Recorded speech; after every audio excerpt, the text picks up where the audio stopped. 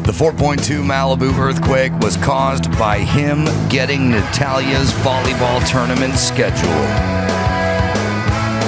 Adam Carolla. Yeah, get it on. Got to get on it. Should to get on it. Get it on. Thanks for tuning in. Thanks, friend. About you. Good to see you, Leanne Morgan. Thank you, Adam Carolla.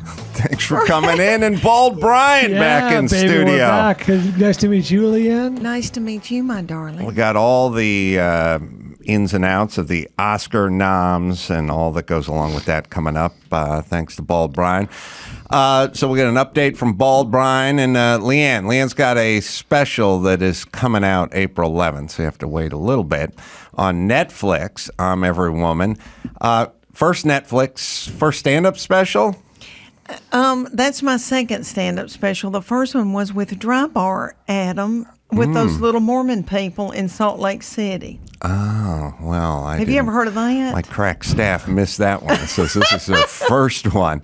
But it looks, I don't want to, well, we'll call you experienced and seasoned, but most comedians at the ripe old age of 57 do not come out with the first stand-up or second stand-up special.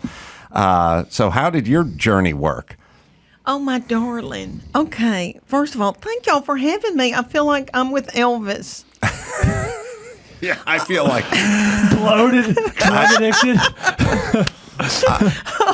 I'm from Tennessee. That's not our Elvis. We love the sweet one that was healthy. yes. Okay, Adam. All right, I had a bunch of babies. I did not get started until I was 32. I was living in the foothills of the Appalachian Mountains.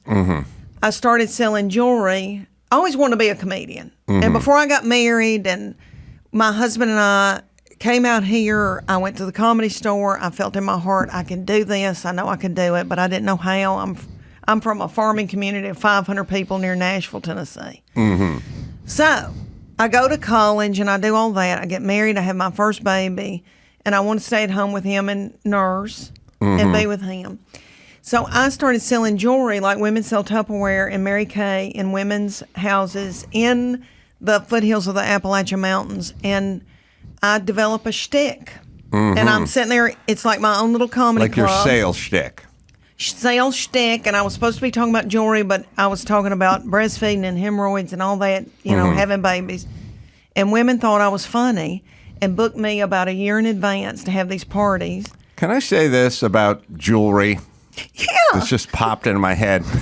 Shouldn't the jewelry, provided it's fake jewelry, Yeah. it's not real diamonds it or was very pearls or fake. emeralds, right? Right. Shouldn't they be sort of commensurate with the person's tax bracket?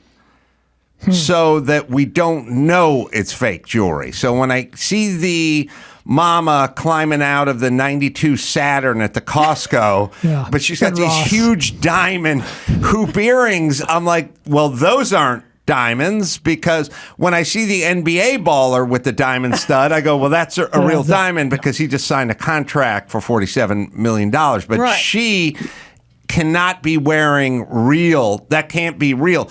Shouldn't it be sort of downsized and commensurate with their income and the car they drive and the house they live in order to pull it off? Yes. All right. Next subject. I was selling, $20 earrings, Right. and I'd schlep this jewelry to every house at night. My husband would take care of the baby, and I would eat dip and a brownie and talk. And the company noticed and asked me to start speaking at their big things. And people would say to me, you need to be a stand-up. But I knew it in my heart from the time I was 10. I wanted to be, but I just didn't know how. I was in the country. Some people grow dark fire tobacco. How far did your network expand? Were you a regional? Were you going out of state? How I was just regionally in East Tennessee. And then my husband went to work for a big company in South Texas, or a national company, but moved us to South Texas.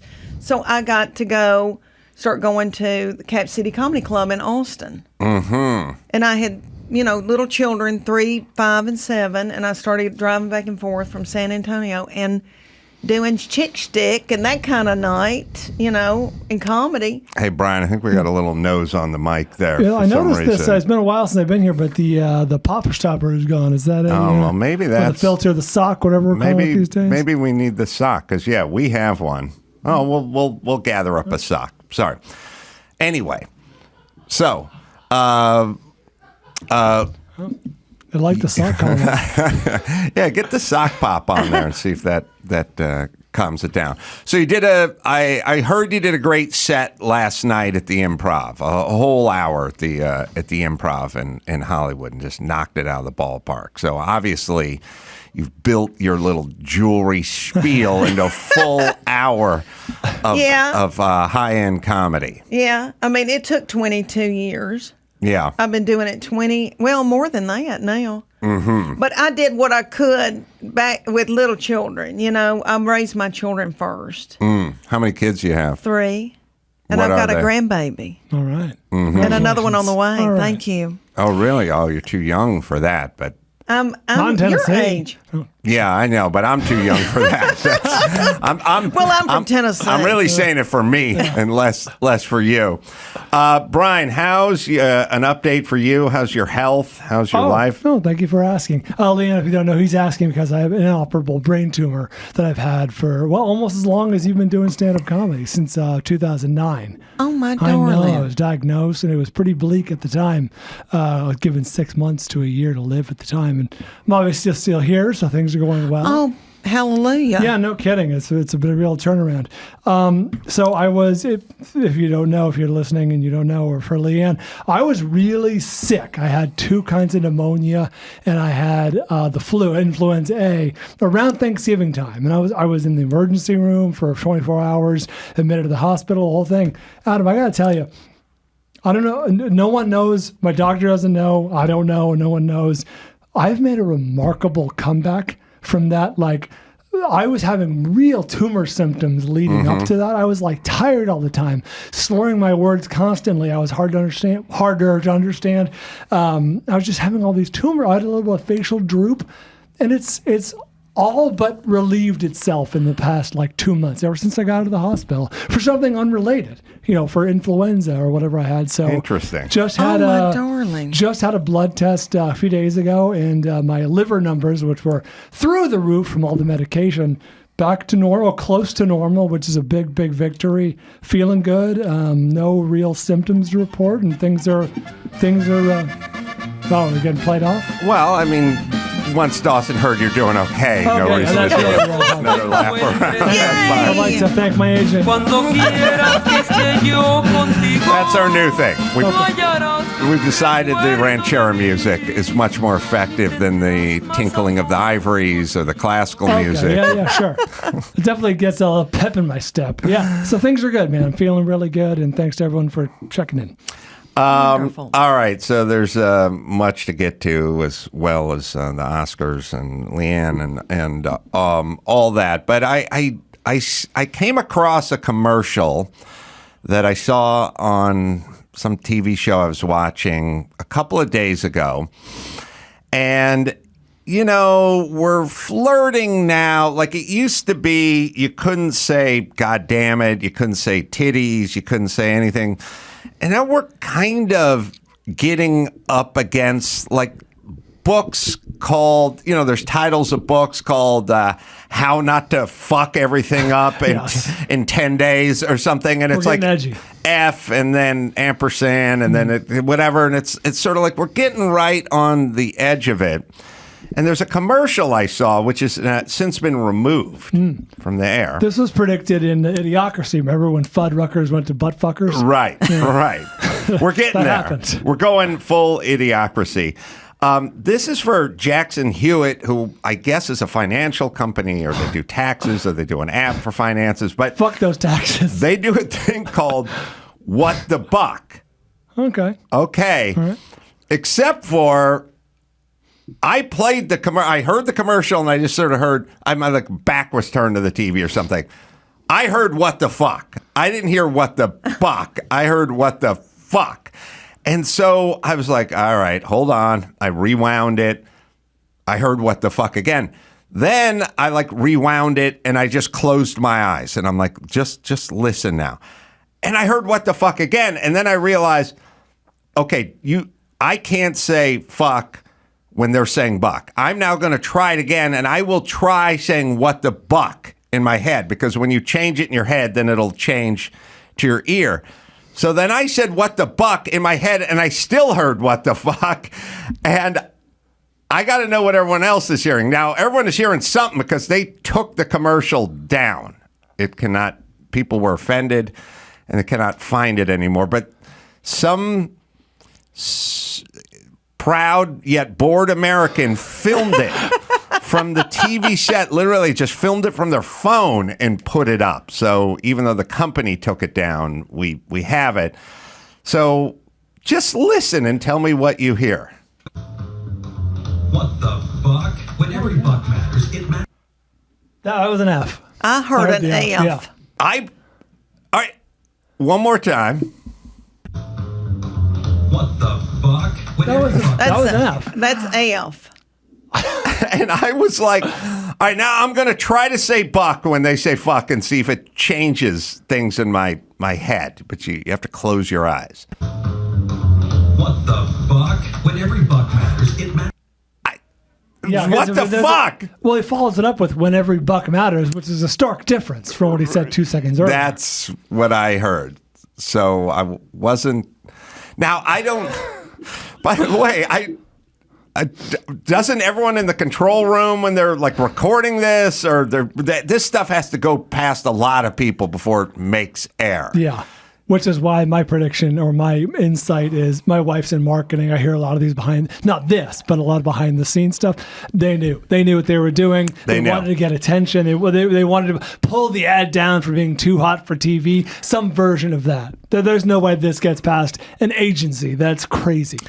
So it's possible. All right. So we started off with, in my world, there's no way Kim Kardashian would want that bootleg porno tape of hers released to the public. There's no way she would want that. Nobody would want that. There's no way her mom would sign off on that.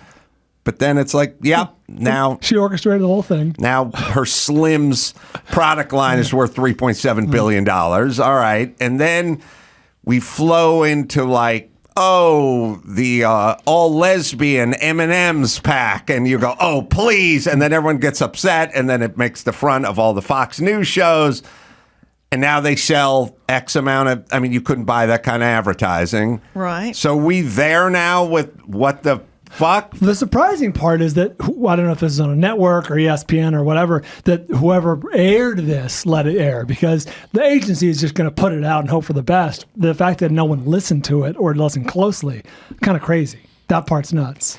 This is why in a world where everyone fast forwards through commercials, I do not. I study them like the Zapruder films closely. I sit and I listen. And I watch and I go, what is going on with our society? Because it's all told through the commercials. Is it? I don't know, but it sounded. It sounds profound. Sounds profound. It does. Ooh. Yeah, Schitt's Creek. Schitt's Creek. You couldn't have called the show Schitt's Creek, and then you'd spell it different. I blame Meet the Fockers. Oh yeah, that's right. And Little Fockers, the sequel. Yes. All right. So Adam, how do you feel about all this? Do you think people should listen, or they should have that filth? I worry about your grandchildren, but I had a conversation with Shelby Coffey, the editor-in-chief of the Los Angeles Times, a million years ago when I was his boxing coach, and he was running the Times, and he's in Washington now. I don't know, christening libraries or something. And we're sitting and having lunch. He's a progressive, like open-minded guy or something. And I remember kind of saying to him, what's wrong with just legalizing pot or, legalizing prostitution? These, sort of non-consensual crimes or consensual crimes. Right. Like what's the big whoop, So what? People are going to smoke pot. They're going to go to prostitutes. So make it illegal. Make it legal. And he said, Well, and again, he's, he ran the Los Angeles Times. He's not a right-wing evangelist, He said, but you have to be careful because when you start going down that path as a society, it sort of opens everything up, and before you know it, you got guys wearing cutoff sweats on a plane and people walking around with T-shirts that say "fuck off and die," and it's in a front general. Of little children. Yeah, it's a sort of general. It's sort of like dress codes at school. You go, why should there be dress codes? Like, well, it kind of keeps people in line. They don't fight as much. They tend to do better as students. Like, there's just less chaos. Right. You know what I mean? Right. So you can kind of break down. One part is sort of libertarian, like do what you want. The other part is we do kind of have a society to run, and I think we can all agree that it's been degraded quite a bit over the last decade with this sort of do your own thing vibe. Right. Are you religious? Well, yes. Jew? Christian. Oh, God damn this bio. And I'm a mama. Yeah. You So know? what's your take on the general state of society? It's a big question. I think we're going to, where in a handbasket. I do. But I'm a mama and I'm a clean comedian. I never said anything that I didn't want my children to say. I didn't want to use language that I'm their mama. And I started out in comedy, being clean, and I'm pretty clean. And as a believer in the Lord in Tennessee, where marijuana's not legal, but I think it's coming. It's been hard, like being out here for 3 weeks. It's a different world. Lots of And homeless people. I don't know how y'all. I just smell marijuana everywhere, and I get it. Some That's the people nice part need of it. town. Yeah. But I'm just not used to all that. And I think, why does everybody have to be high? Why is everybody numbing themselves? That worries me. I think, why does everybody got to do that? And I think, yeah, we got to slow down a little bit. But I'm a mom and a grandmother, so I do worry about where things are going. And my children went to a small Christian school. We're and they too had young uniforms. to be grandparents, but yeah, I get it. Well, another But your babies are how old? 16 and a half. They're twins. Yummy, sweet. Yeah, they were. No, Are they they're all smart grown aleck up. right now? Are they smart aleck right now? No, they're good. They're good kids. Good. Yeah, I got lucky. Oh, good. Here's another slight sign of societal decay that I thought about while I was half asleep last night. Tell me if you guys have noticed this, and maybe not so much in Tennessee, but out here, a lot of big cities. It seems like almost every establishment I try to go into could be some sort of corner shop, liquor store, or Could be a liquor store, could be a liquor barn. could be or could be a liquor blimp hanger. Any store I go in to A buy liquor liquor. warehouse. Any place I go in, it could be a hardware store or a bookstore or something. Even some restaurants and stuff.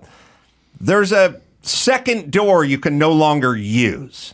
Like there's that door and the arrow goes, don't use this door, use that door. And it's locked. And sometimes I jam myself, like I grab it and it's like, oh, not this. This isn't the door. Go around and use that door. And your first thought is this place closed? It's like, no, it's just a different Right. door. Just use the different door. And then I thought, I grew up in a world where there was a couple of doors and you could enter over there or you could enter over there. But now that door's been padlocked and there's an arrow saying go to the other door. And I wonder if it's because a lot of people have been taking shit and sneaking out the sliding back out door. the side door. It's not. I think it's a bad societal sign. I don't think it's a heating and air situation. It's an airflow. It's not HVAC. No, it's You not an think HVAC. You think it? Oh, I didn't even think of that.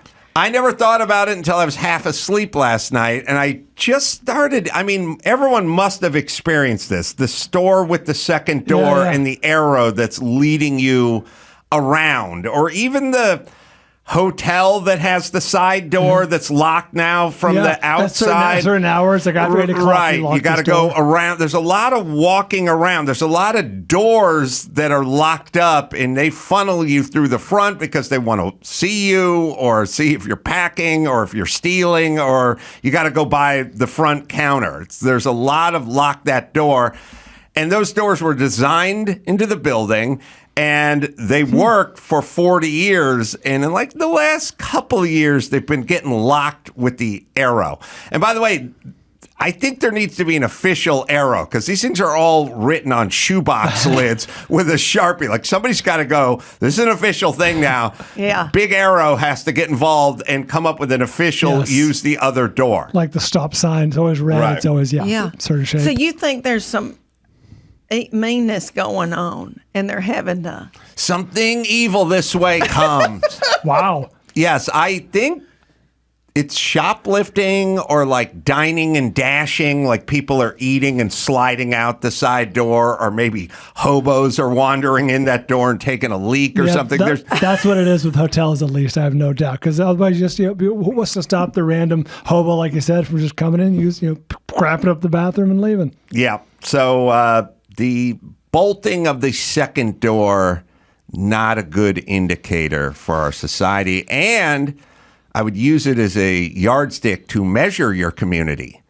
Because if you lived in a community with lots of second doors that were not deadbolted, I'd say that is a good and safe community for you to raise. I think I'm in one. You're too young, but to raise your grandchildren in. I think I am. I'm in Knoxville, Tennessee. And there's two-door access and all the stores. I think there's two-door access. You not noticed the bolt up with the arrow? No, but I've been on tour for a year and a half, and I go everywhere. And you're right, there's a bunch of doors bolted up, but not where I live. No, my darling. Yeah. Wow.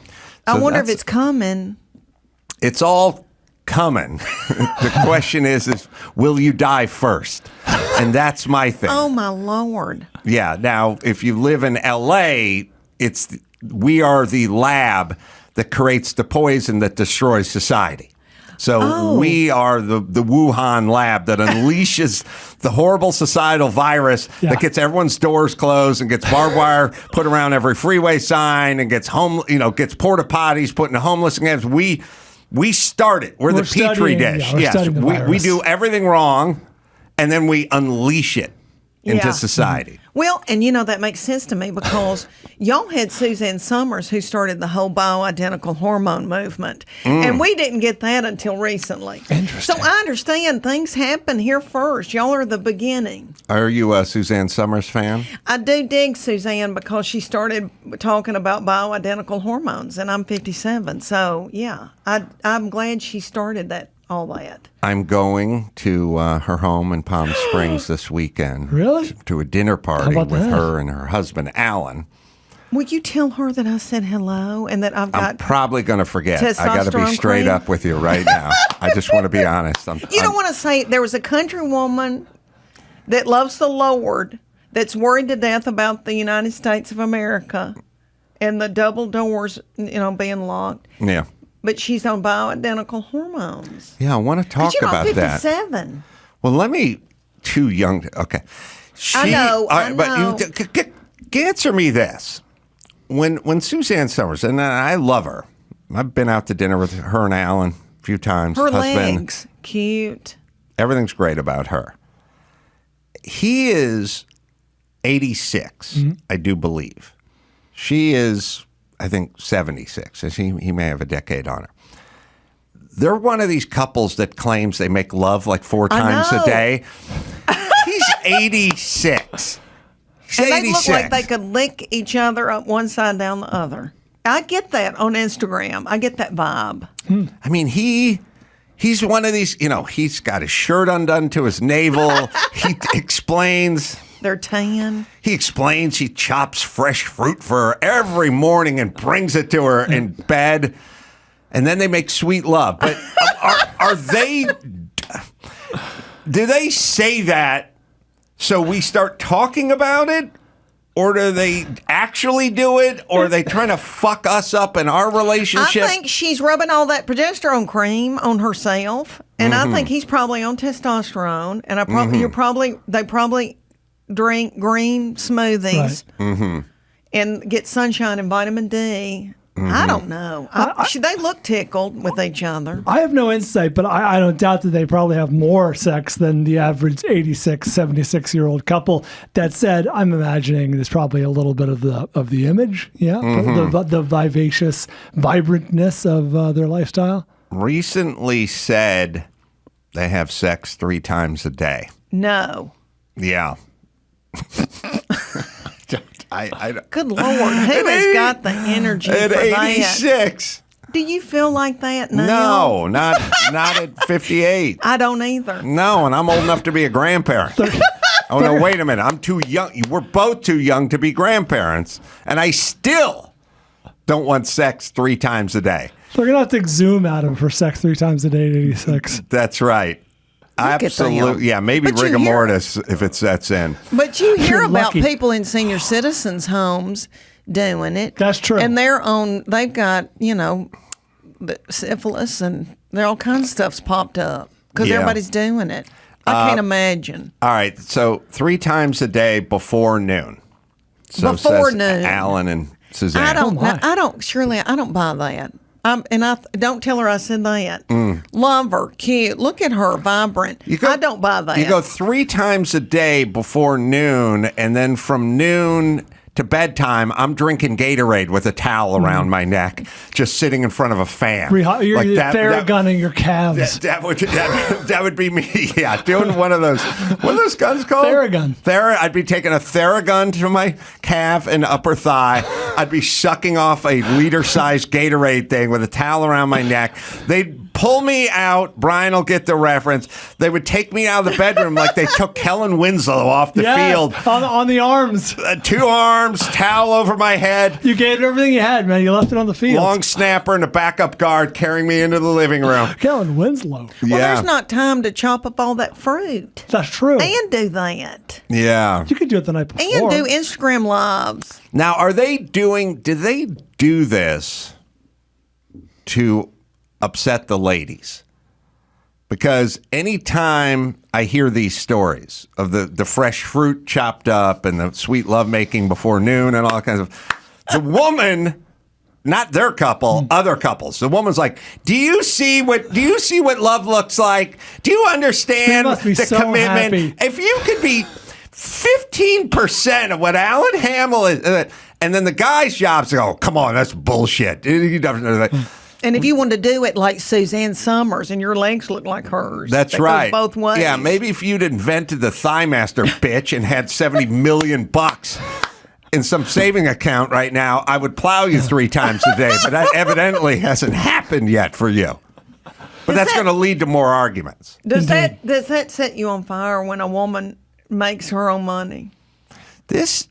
Or do you care, my darling? Lord, you've got. Let me tell you a couple wild societal misnomers and lies, flat out lies perpetrated by women in our society. Okay. 2. There are 2 main ones. One is, a short guy doesn't want to date a woman taller than him. B goddamn S.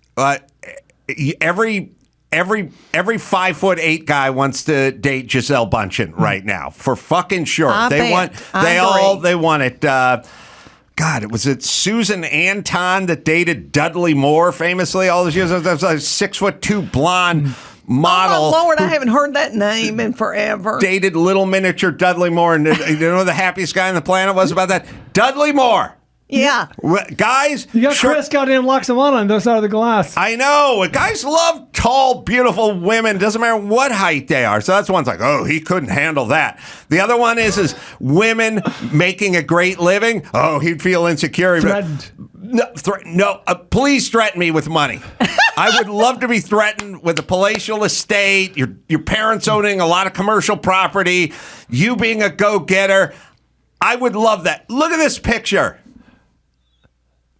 Oh, my Lord. It looks like Twins, the movie. What do you see? What do you see, Leanne? Describe the picture. I have not seen any. I have not heard. Is Susan Anton still with us? Today? Yeah. Is here? she in heaven or is she? I think she's alive. Oh, okay. Dudley Moore. Dudley is eye to Dudley's nipple. gone. Dudley is Dudley- eye to nipple to her. There's Yeah. Dudley Moore's shoulder is 2.5 inches above her waist, and his eye is either at nipple height or a 1/4 inch below Yeah. nipple height. So Dudley was very happy Yeah. to be. I married a big man, but I dated little bitty darling men that could dance, had a ball. Yeah. I mean, I've dated all kinds. I like men. Were these, I love All right. were men. these Southern dandies? Were these? No, there was a little Puerto Rican guy who was a doll and could dance like Michael Jackson. We had a ball.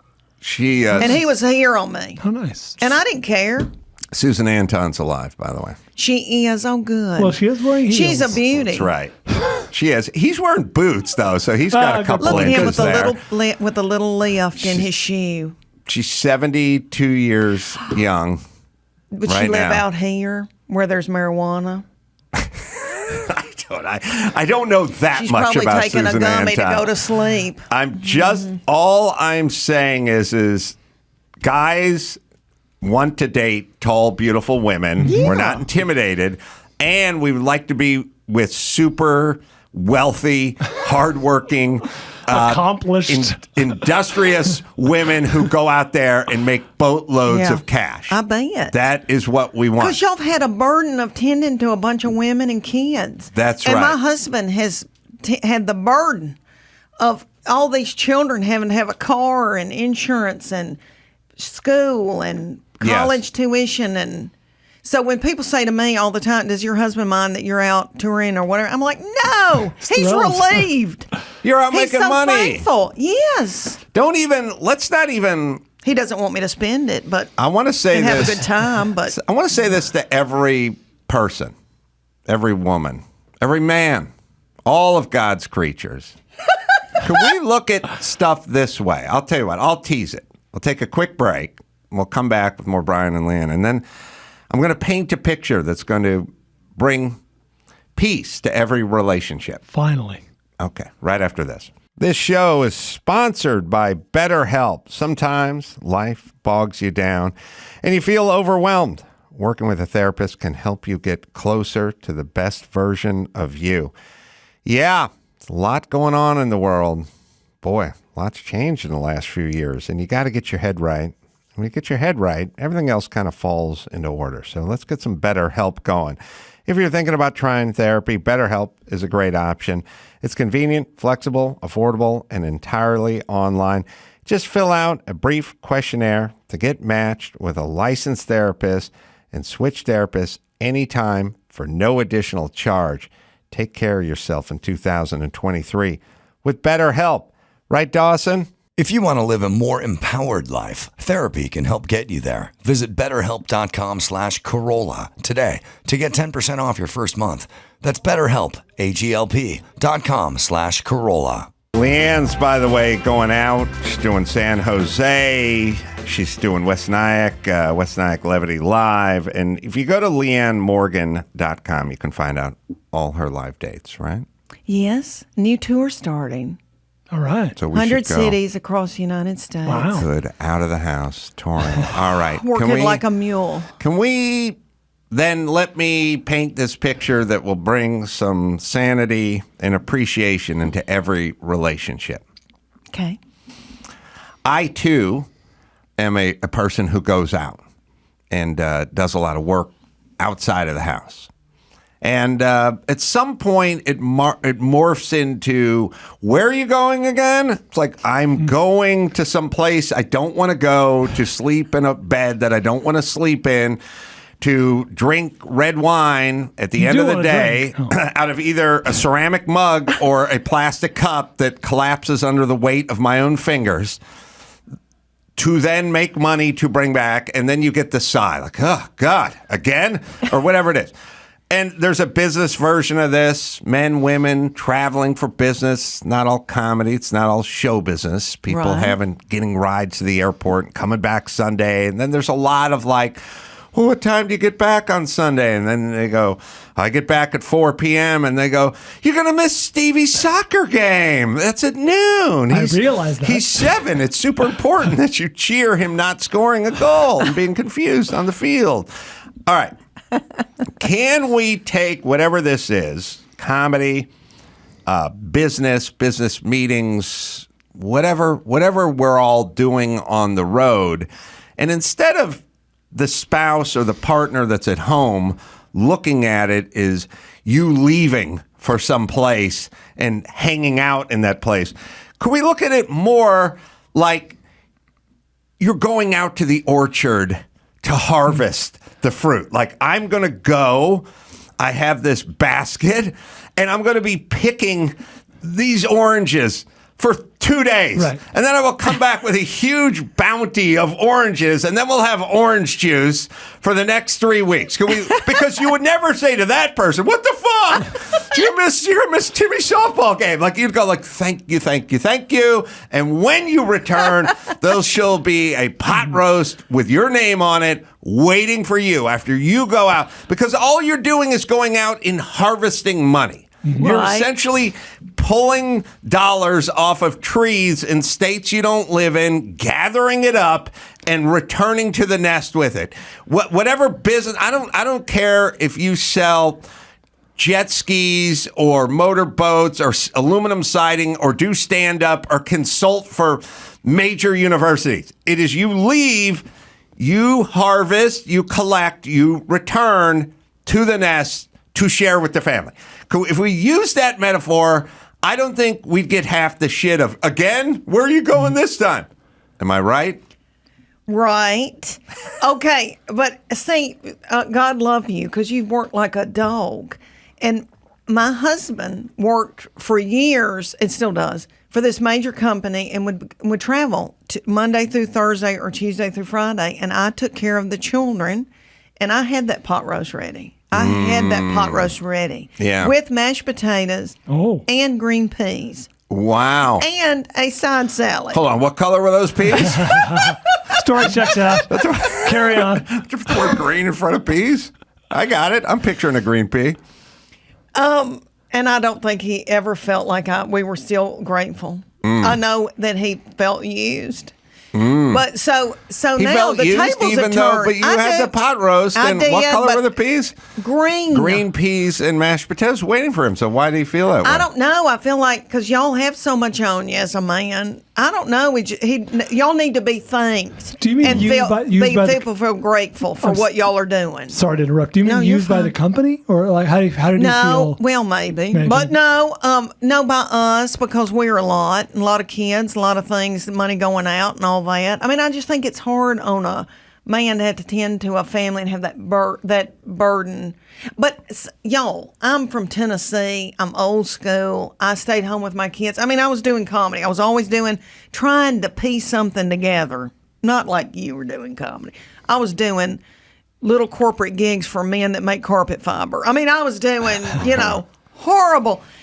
And little clubs here and there, but my husband was the one that had the heavy burden of making sure that everybody got through.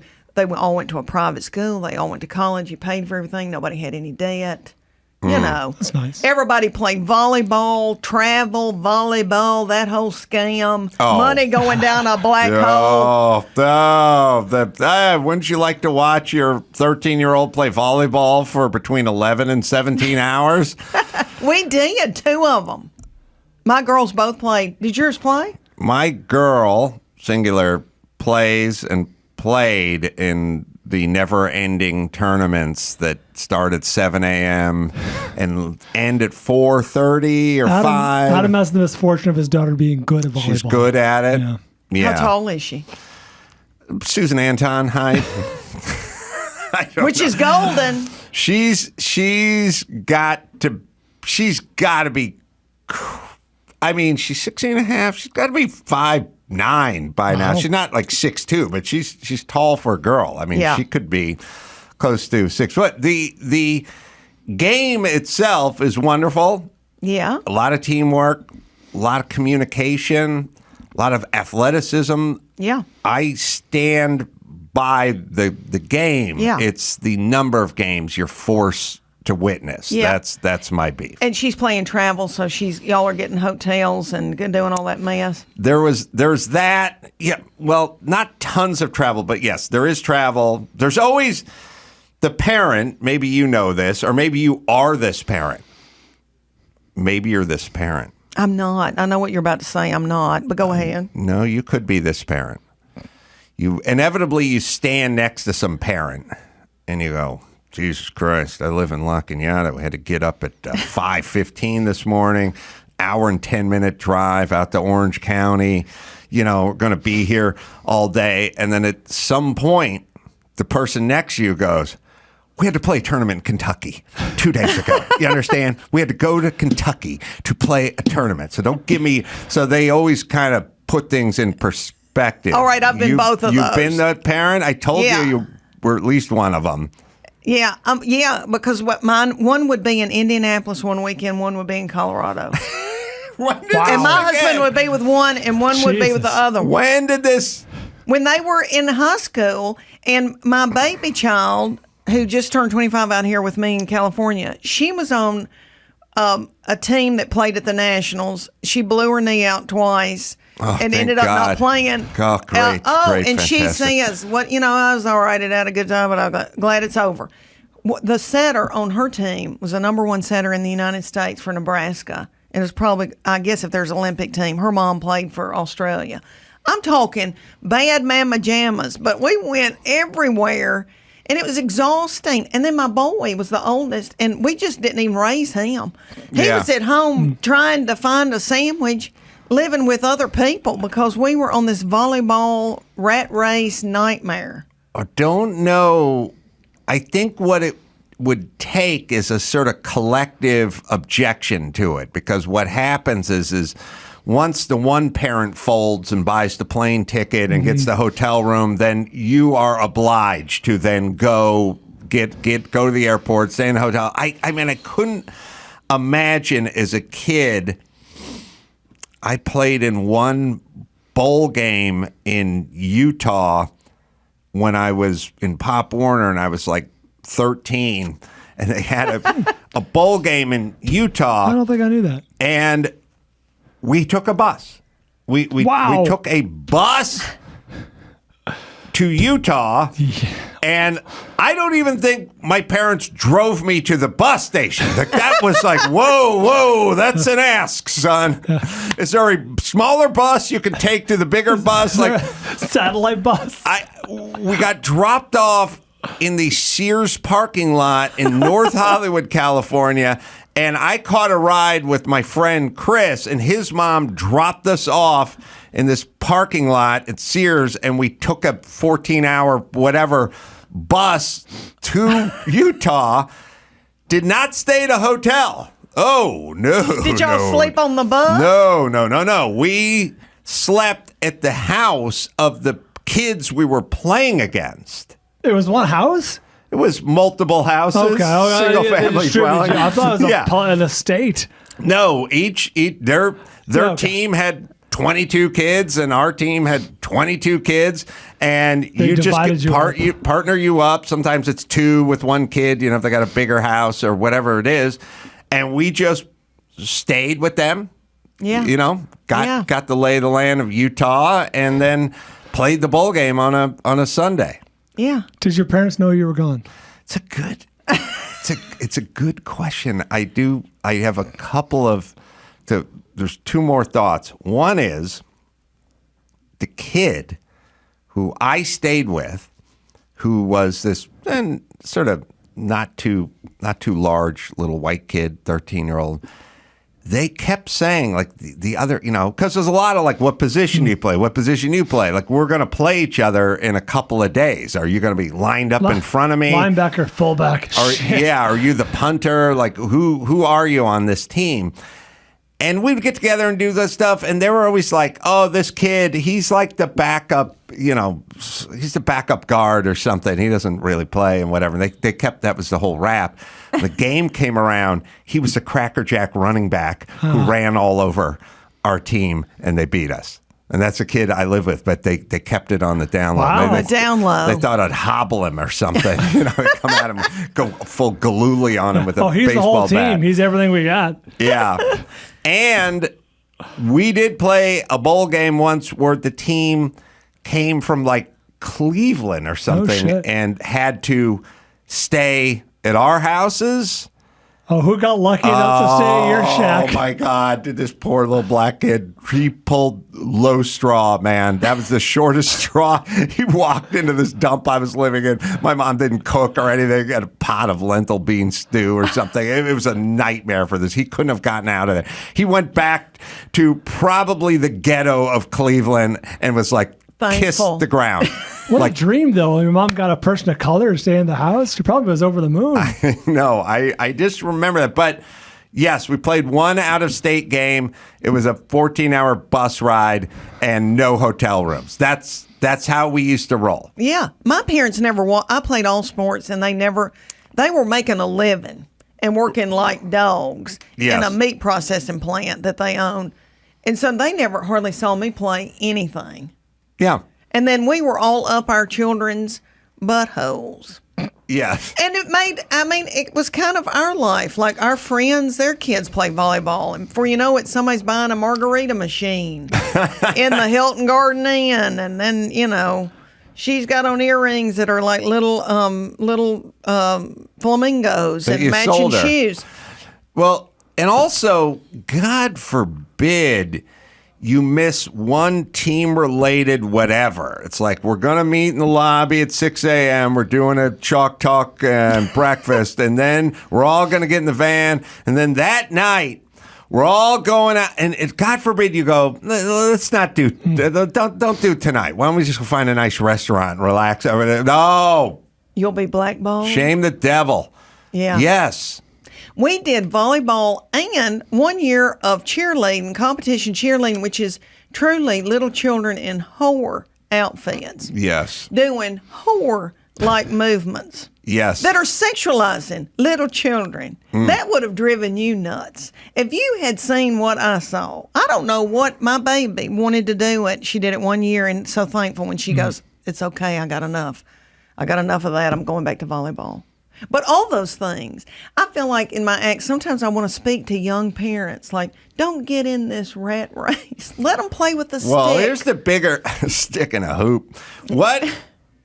Here's the bigger question. What is going to happen when your kids and my kids have teenagers, and then they're both sitting there, and then our kids' teenagers say to them, I need you to do this, because now they're the ones who are used to be driven around, catered to, hotel rooms, plane tickets, whatever.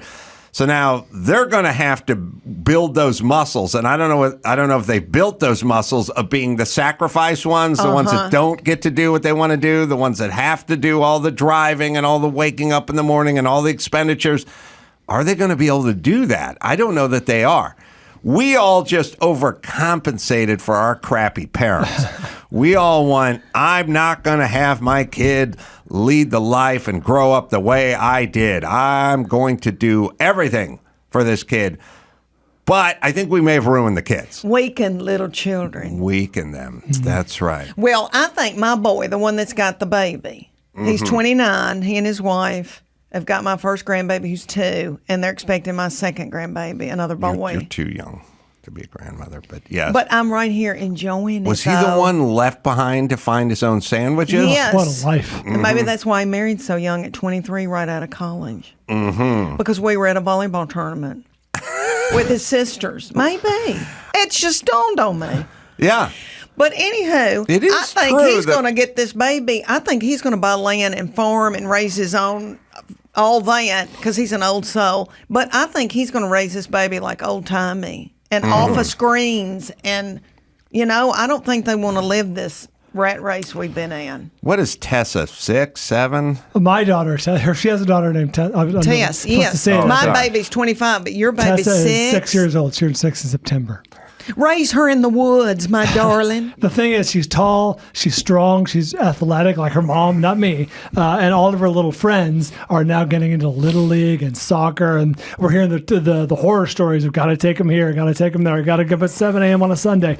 We're holding off as long as we can, which I don't know if that's a good decision or not, because like I said, she's athletic and strong and tall. I'd say hold off. Yeah, hold off. We're not putting her in Well, any sports. the problem is it's a system.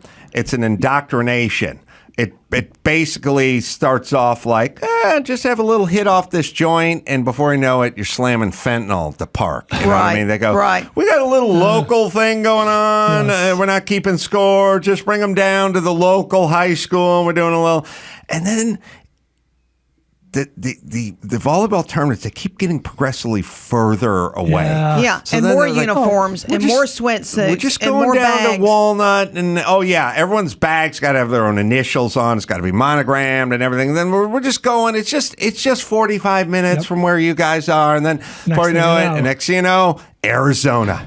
No, we're going to Arizona, but they got a Southwest flight, leaves out of Burbank. It's no big deal. We're getting a room rate. We got a group rate on the room at the La Quinta.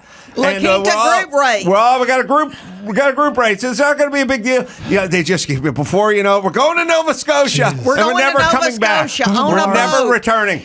Like we're taking a barge. Yes, but let me tell you, if that baby's got it and she's got size and she's got athleticism, it won't matter if you put her in something when she's 14 years old. Well, she'll be all right. You're right on it, because my wife, Christy, was a volleyball player, 4 years of varsity, traveled, did the whole thing. Her and her mom still tell tale of going to goddamn Indianapolis to do a turn. There's some big girls playing in Indianapolis. Yeah. Well, but now here's where the grift comes in. Because there are things with kids where you can go, look, I know it's a little expensive and I'm a orthodontist, but you got to get the braces when they're 13. Otherwise, it's going to be a life full of yuck mouth or whatever. And you go, all right, I'll do that. And they go, you got to go and get that nursing certificate or that college degree or something like that. There is no professional volleyball league that your daughter, my daughter, your daughter could ever enter. So there's no money in it. But they treat it like it's something. You know, you got to get them going early. You get them going early, then they can get a head start, because the other girls are going to leave them if they don't get started early. But what? What's the end? I mean, the best you're going to do is a college scholarship, which is probably never going to happen because everyone is 6'5" on the team. But they sell you this thing where it's like, yeah, but you got to invest early, got to get them going early. For what? What is the end game? Payoff? There's no payoff. There's no payoff. If there were going to be attorneys for the next 40 years, then yeah, get them going early on whatever that is, or dentists or doctors or something, engineers. This isn't that. This is what is the end game, and the end game is at some point, after spending tens of thousands of dollars, having thousands of arguments in airports, and collecting swag with their initials on it and jerseys and everything, gathering dust in a closet somewhere. At some point, the party ends, and they just go to work, or they go to college, or they do whatever. So there is no end game. But it may keep them off of dope.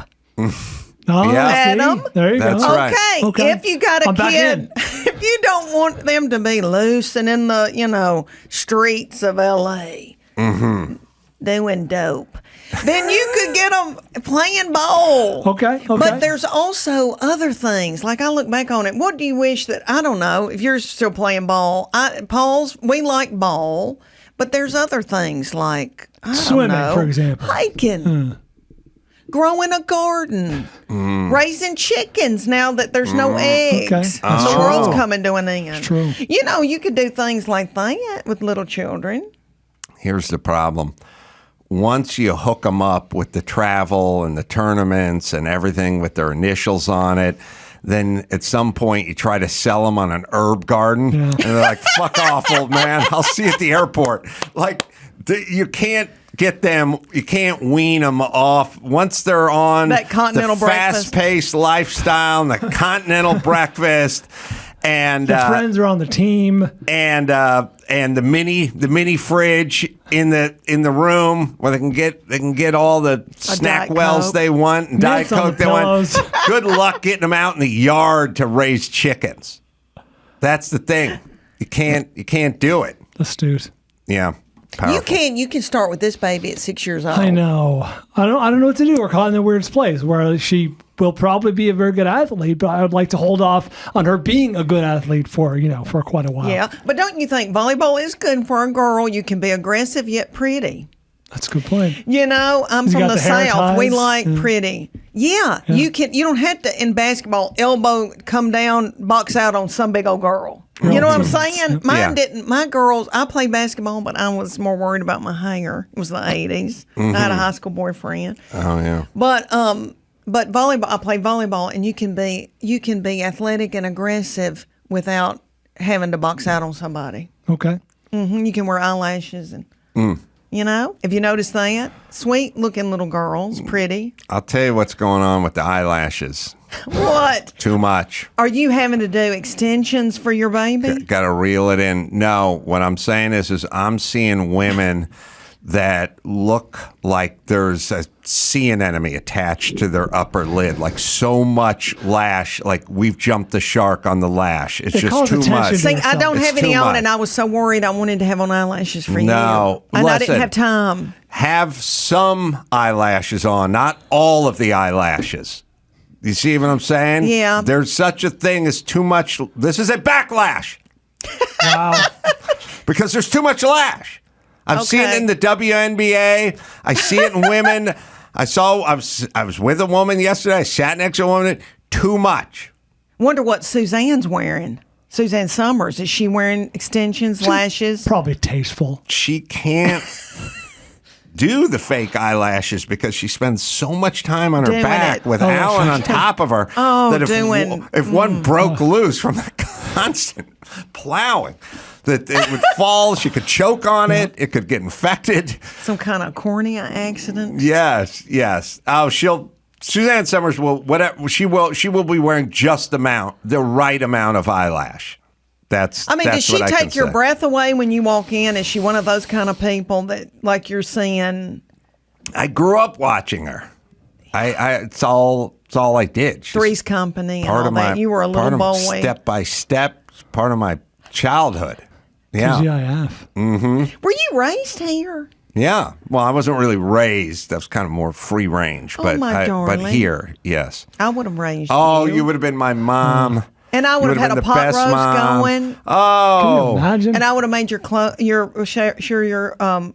were washed and all of that. Yeah. Yeah. It would have been a much better upbringing. You raising me. Oh my goodness. That'd be awesome. We would have laughed and had a wonderful time. You would have Church been- on Sundays. You would have been so Yes. proud I would of have had me. you in church. All right. Yeah. There's lessons There's to be some fun learned. things. Yeah. Newspaper Mm-hmm. clippings on the wall in the fridge. Your art Are would be you- displayed. You would have And kept and probably hoarded. driven me to Utah. I would have driven you to Utah. All right. Well, a good note to go out on, Leanne. I know you have. I know you got a tight schedule today. I do. Everybody's working me like a mule. I know, but that's But I'm so glad I got to come in here, and I'm sorry I was long-winded talking about my career selling jewelry, but that's how I got started. no. I And like it. the Hollywood Improv was wonderful the other night, and I'm Yeah. doing the Comedy Store tonight. All right. Wow, Look at you. I know I'm scared to crushing death. it. Can I say this? What are you scared of? Oh, sorry, I didn't mean to interrupt. I'm sorry. Yeah, Well, why are I'm you just scared? on a lineup with a bunch of little children who are young and hip and talk about dope, and then I come in there with a big orthopedic shoe on. I'm not orthopedic, I but know. something with a good arch in it. You could be the mini Pearl of our time. I loved her, and I was raised outside of Nashville. I do a lot with the Grand Ole Opry and country music. Yeah. Yeah, That was her That thing. would be a It was wonderful sort of thing. Fish out of water. Okay. Yeah. Had the price tag on the hat. Yeah. That's all it took Will she back hit then. people with her purse? Was that her thing? No, Minnie Pearl was. Well, let's see. Someone at the roast used to hit people with their Yes, purse. that was Little That was Minnie. Ruth Buzzy. Oh, okay. Ruth Buzzy would do an old woman and hit you with her purse when she was 39. Look, she was probably 40 then, and she looked 100. Minnie Pearl did this sort of Everybody grandma looks better now. act. Yeah. Okay. But she was really from affluent. I mean, it was very affluent, well educated. But she played this character. Hey, yo, all that. Yeah. But I want to be a prettier, younger version with a spray tan, a little lash Of Minnie Pearl. of Minnie Pearl, That of a could be kind your of a thing. Minnie Pearl thing. Yeah, That could be your lane. maybe, my darling. This Netflix special. Hopefully, somebody will watch it. Oh, everyone will watch it. Oh, Adam, thank you, my angel. Thank you for supporting me. You're welcome, mother. All right, Leanne Morgan. You can go to leannemorgan.com for all the live dates. And remember, the Netflix special coming out April 11th. Good to see you, my dear. Come back anytime you like. Thank you. We my got darling. the whole Oscar breakdown in Baldywood, and we'll do that right after this. In celebration of Jim Carolla's upcoming 92nd birthday, here's a list of 92 things Jim Carolla has never done. Number 9. Worn a helmet of any kind. Just one of 92 things Jim Carolla has never done. Let's get back to the Adam Carolla Show. All right, Max Pata's in studio. Hey, guys. Bryan has all the updates on all the Oscars, snubs perhaps, and favorites as well. I'm getting down to start writing jokes for the Oscars that's right. about now. Totally forgot about that. Oh, I have a ballot. I could vote. All right. How about that? Oh, we got an intro. Sorry. Oh, it's been too long, you guys.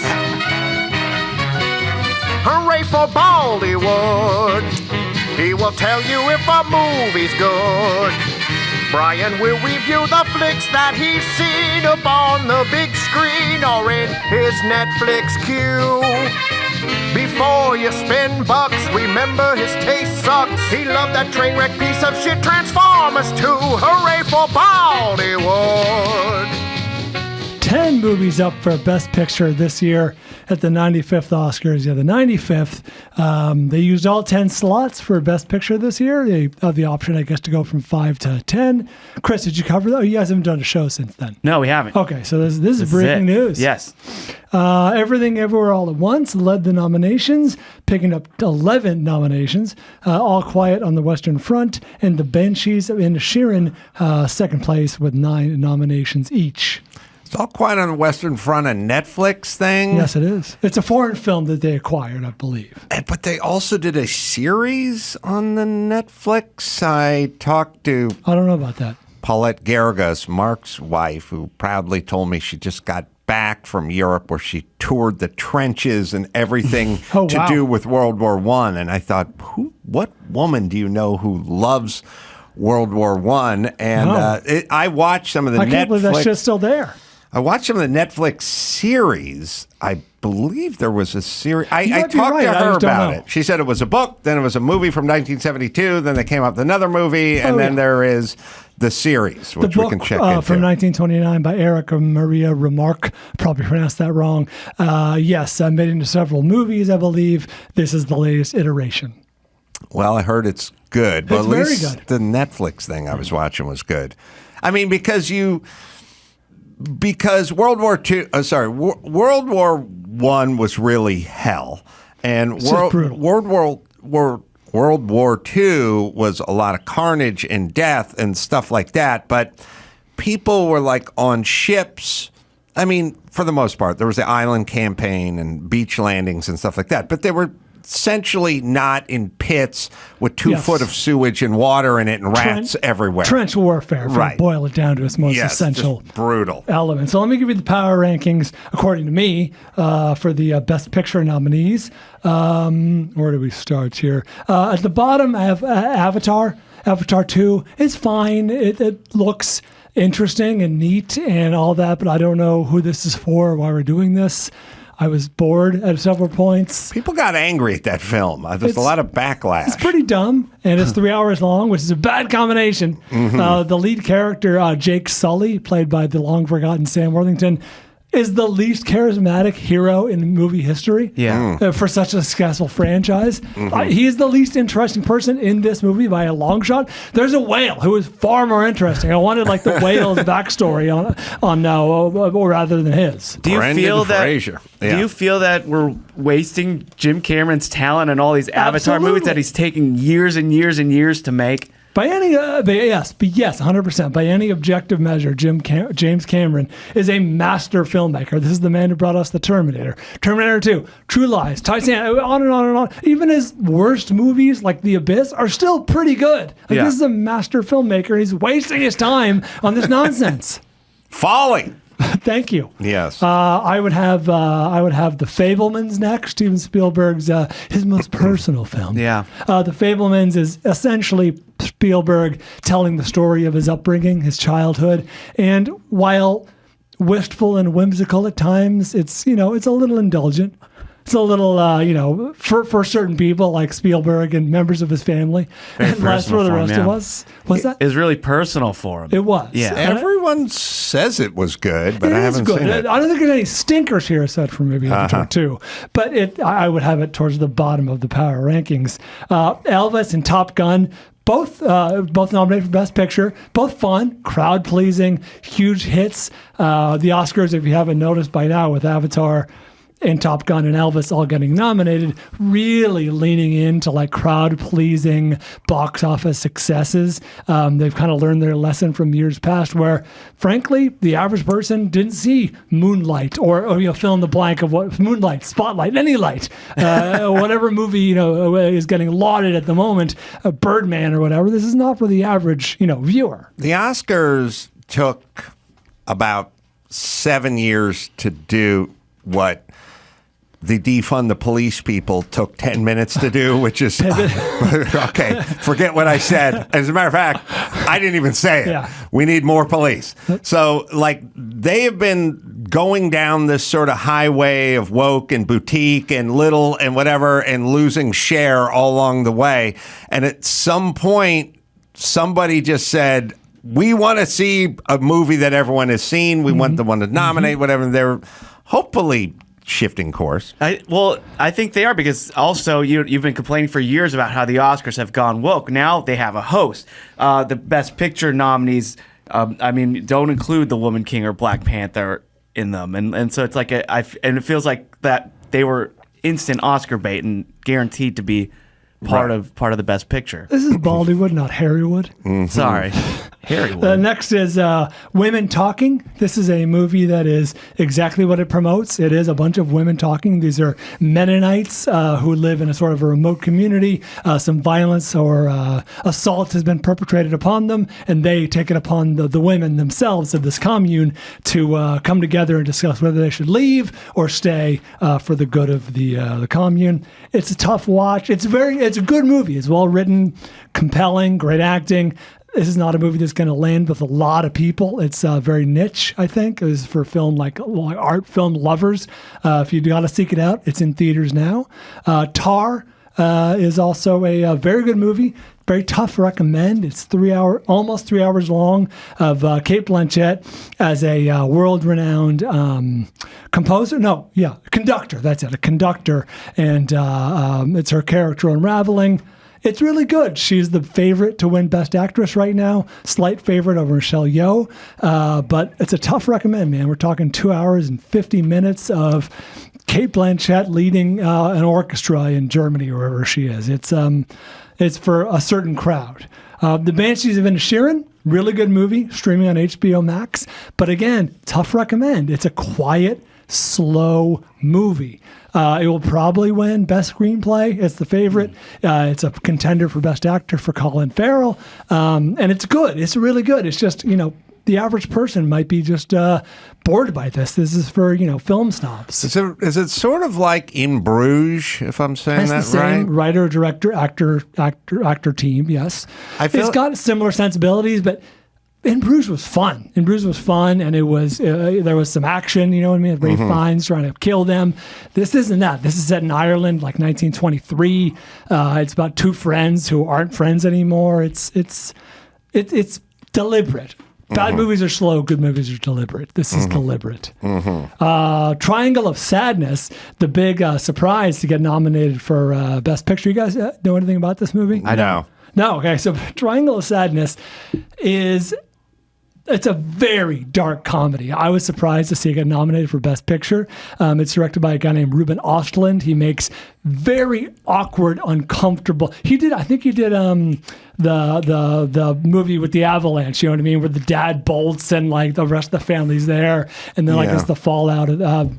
Force majeure. Anyway, it doesn't matter. This movie is set on a luxury yacht. Well, like it's all about skewering the 1%, and horrible things happen on this yacht, and they all end up debasing themselves. And he's really having a lot of fun with the fallout of this. But it's your parents aren't going to like this movie. This movie has a lot of vomit, a lot of poop, and some sexual escapades that go awry. Is it good? It's really good. It's not the same scene, is it? No, thankfully they're spaced out. No, it's really good. It's just, if the Coen brothers were making these kind of movies today, this is what they would make, like a dark, edgy, uncomfortable, awkward comedy. So it's very good. I do recommend that. All Quiet on the Western Front, I have in the number 2 spot. It's really good. It's long. It's, I think, close to 3 hours. Subtitled? Subtitled. It's in German. It's a throwback movie. Like this is the kind of movie that used to get nominated for Best Picture. It's a war epic, cast of thousands, huge, bombs going off. I'm sure a lot of it's CGI, and it's. I would say it's actually a little better than 1917 that came out a few years ago. Oh, really? I thought that was a really good movie. That movie, yeah. And this one gets so much more into the characters, so much more artfully told. They juxtapose between the trench warfare that's just hell, these young German kids bailing filth out of a trench, and they juxtapose that to like the upper echelon officers, eating shrimp in their train cars. I think this is the one I saw on Netflix, but for some reason, and Ben or Chris, you got to look it up. Is it a series as well as a feature, or is there just one offering on Netflix? I believe there was a documentary on 1917 on Netflix, but we'll check it out. This is all quiet. I know, I understand, but I believe there is a documentary on 1917, but not one on. I think you're still thinking of the movie. So yeah, that's on Netflix, and I should mention the Triangle of Sadness, which I do recommend. It's a good tough movie. You can good rent name for GSV, by the way. You can rent for $5.99. And finally, my number 1 spot, I just love it so much, is Everything Everywhere All at Once, which actually, according to the betting markets, is the favorite to win. I'm surprised. I thought it would be kind of like Coda for last year, where it got a little momentum, but it's the favorite to win. Michelle Yeoh is a co-favorite to win Best Actress. The short round is going to win Best Supporting Actor. Yeah, it's crazy. The Oscars really came out for this movie. I think in any endeavor, especially now, there has to be like a couple ingredients. It has to be a good film, entertaining film, and then we like a nice story that's connected to it as well. And these two actors have a good story. Him especially. There's a little, the Asians have had a rough year. Sorry, Chris. It's true. And it's January. I think this is a have your cake and eat it too kind of thing, because you go, it's not some, gay guy jerking off on the beach that no one wants to see movie. It's fun. It's got a lot of good performances, and it's a good story, and we got a little ethnic side going to it. So this will cover all our bases. So that's why it feels right to me. You're dancing around it, but really what you're saying is it's accessible. Unlike like a movie like Parasite, which was a good movie. It got a lot of backlash for a number of reasons for winning Best Picture. This is a movie that is inventive. It's fun. It's accessible. People can watch this and enjoy it, as opposed to maybe Parasite was a little more challenging, or a lot of other Best Picture winners. And frankly, it's inventive. Like, you've not seen a lot of movies like this, especially out of Hollywood. Yeah, I loved it. I thought it took a lot of risks too, and just with their jokes, and I was really surprised by it. So, and it actually made me feel something afterwards. Like I think it's a shoe. And also, does the Golden Globes and all like the Critics' Choice Award stuff, do you think that influences what's gonna happen at the Oscars? Like, I know they used to be It is until we start talking about it, then it stops. It's like the squid that picks the Super Bowl winner every year. We go, Squidly hasn't been wrong in 12, and now he always misses the next. He always misses the next one. It was always a precursor, and then it's not. I can answer that though. Yes. I'm sorry to interrupt you, but I follow the betting markets pretty closely on this, and what the people have figured out is it's the individual guild awards that really are predictors of who's going to win. Like the SAG Awards will tell us a lot about who's going to win Best Actor. The PGA Awards are the best predictor of Best Picture. You know, the individual, the Writers Guild will tell us obviously screenplay, et cetera, et cetera. Yeah. So do you think they got it right with these Best Pictures, or is there something? So it's funny. Well, there's 10 of them. Yeah, for the most part, yes. Yeah, I'm notorious, I think, for hating the word snub. Oh, they got snubbed. I don't think there are any major snubs this year. I am surprised that RRR didn't find its way into the nominations. The pirate film? This is an Indian film. It's an Indian film that What's it called? RRR. Well, it's abbreviated RRR. I'm sticking with pirates. Yeah, should have been a I pirate would watch film. the shit out of It that. means something in Indian, and of course, for America, it's like revenge, redemption, whatever. But it's a fun movie. It made a lot of had a lot of momentum going into the Oscar season, but didn't get any nominations beyond Best Original Song.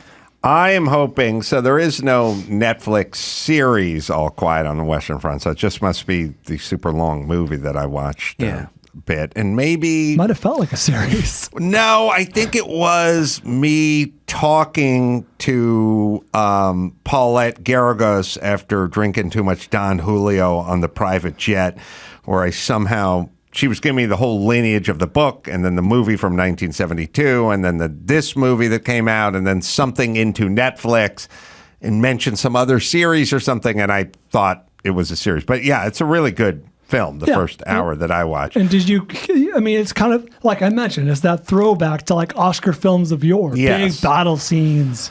I'm in the Best Actor category, I'm pulling for Brendan Fraser, not because I've seen The Whale or I'm familiar with his work.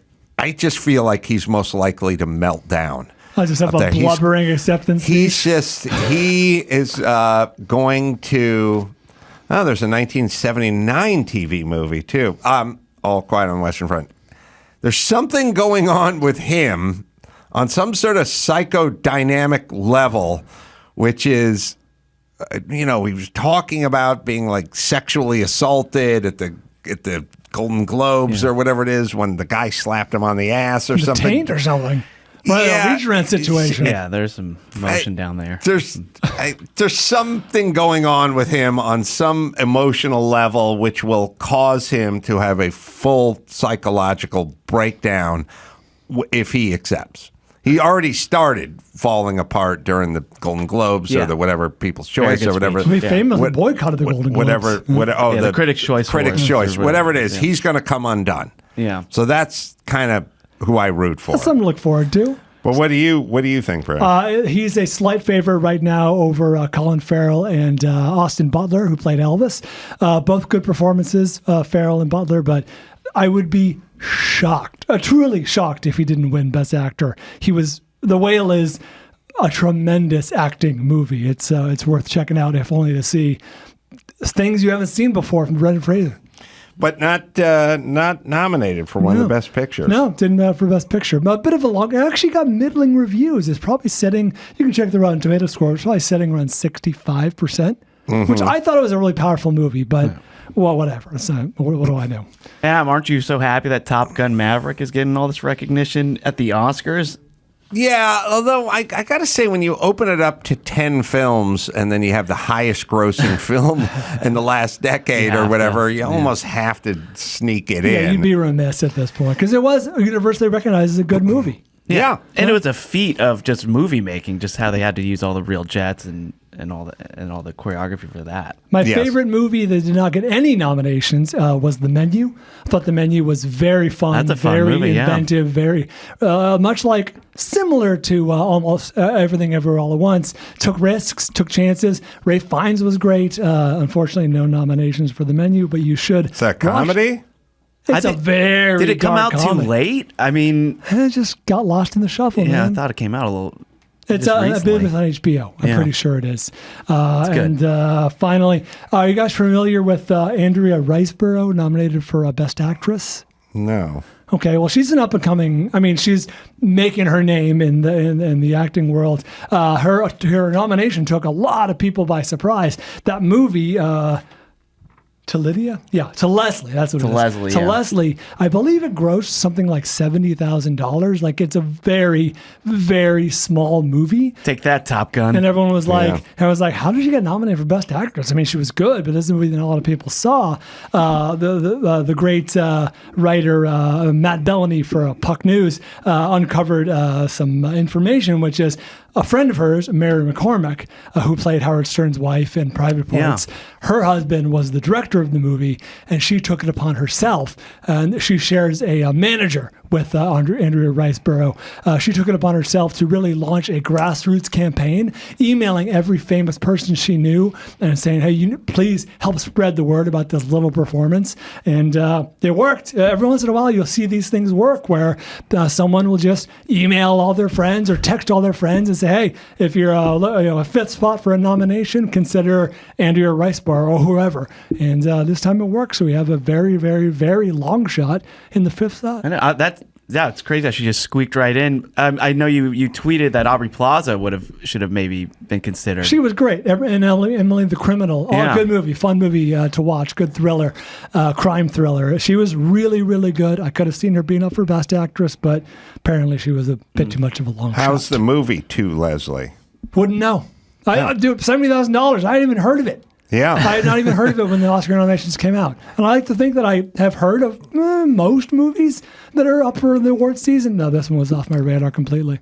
All right. Do we have an outro? And you want to hang out and do some trending topics? Hell yeah.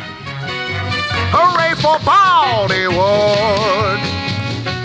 All right. The Whale, 66 with the critics. Oh, is that what it is? But 91 with the audience. It's powerful. I'm actually surprised that a movie like that was so low with the I critics. wonder why. It seems like they like that kind of stuff. And To Leslie, 98 with the critics, but 84, a little lower with the audience. All right. We'll take a break. Come back with trending topics right after this. As we approach 14 years of podcasting, here's a memorable moment from the ACE Awards archives. We have a caller on line one that says he's Alec Baldwin. Alec? How are you, man? Long time no speak. How are you? Good. It's Alec Baldwin. How are you, Alec? Well, I have a question. I'm calling you. You're always good for this kind of thing. I've had the entire internet shoved up my ass the last few months. Is there anything I could take for that? What do you recommend for that? Barium and a huge pot of coffee to wash it down with. Go for the mint flavor on the barium. Yes. What I find is, hold on one second. Okay. Sounds like he's asking for a little Mr. Brightside.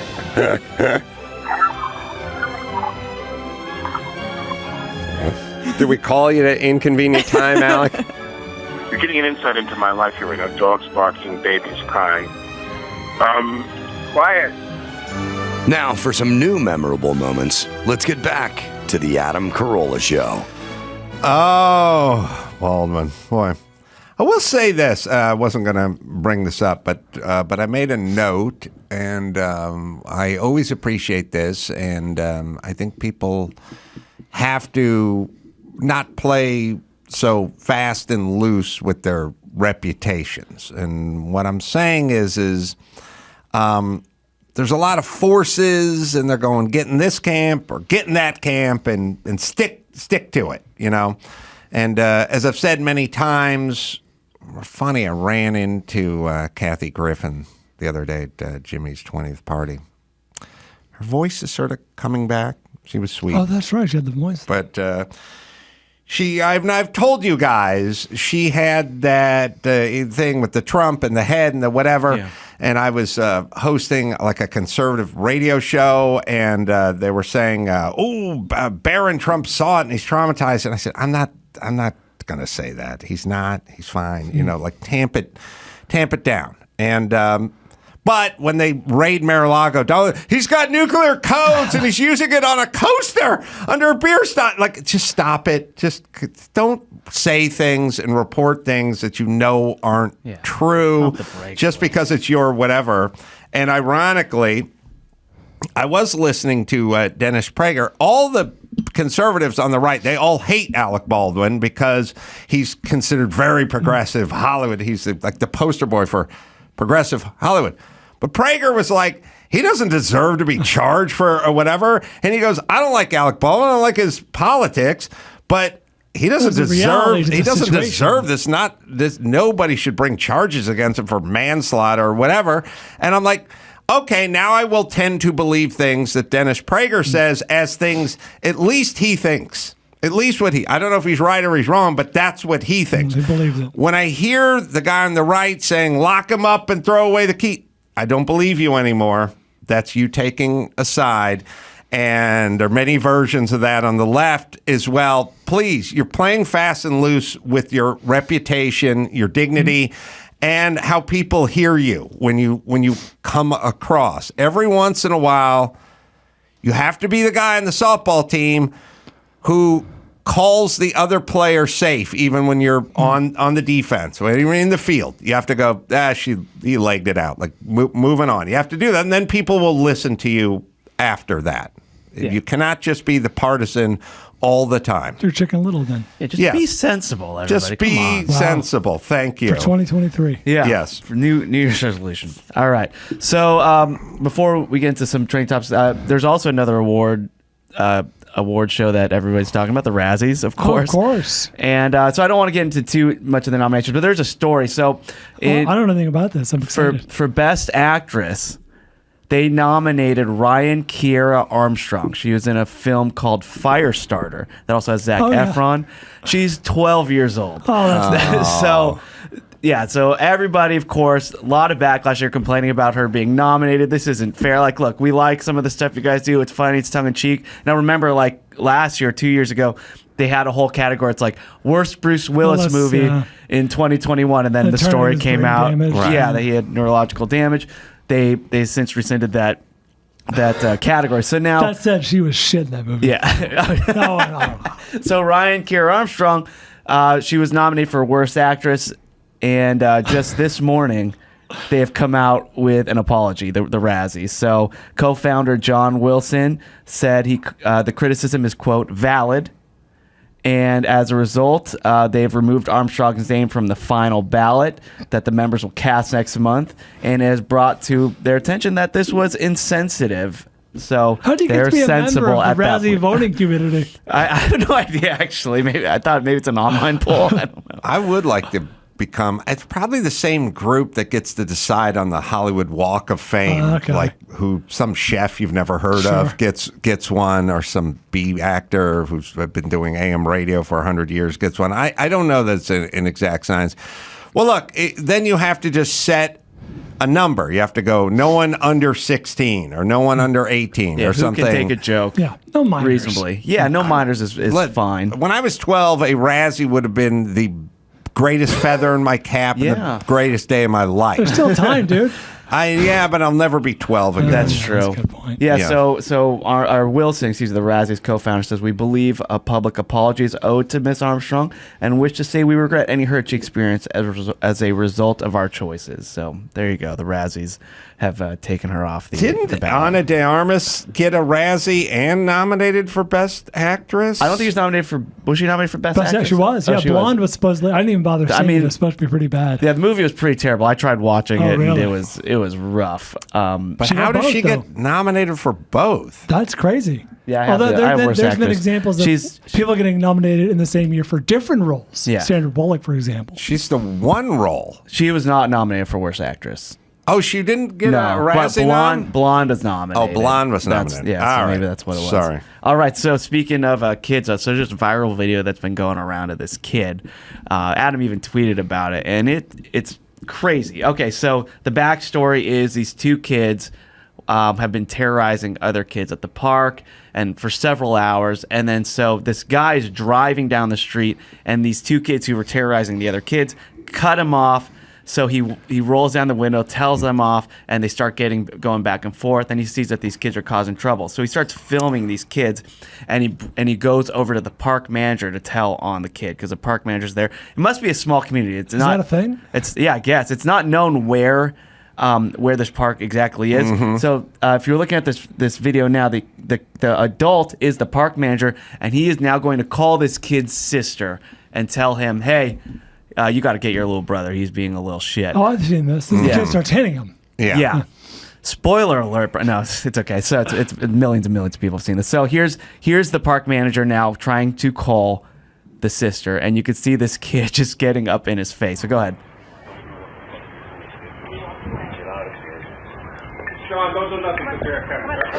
The kid's fronting him. Oh, yeah. Arm behind Is this his clip back. 1 or is this the whole fight, guys? Because I want clip 1.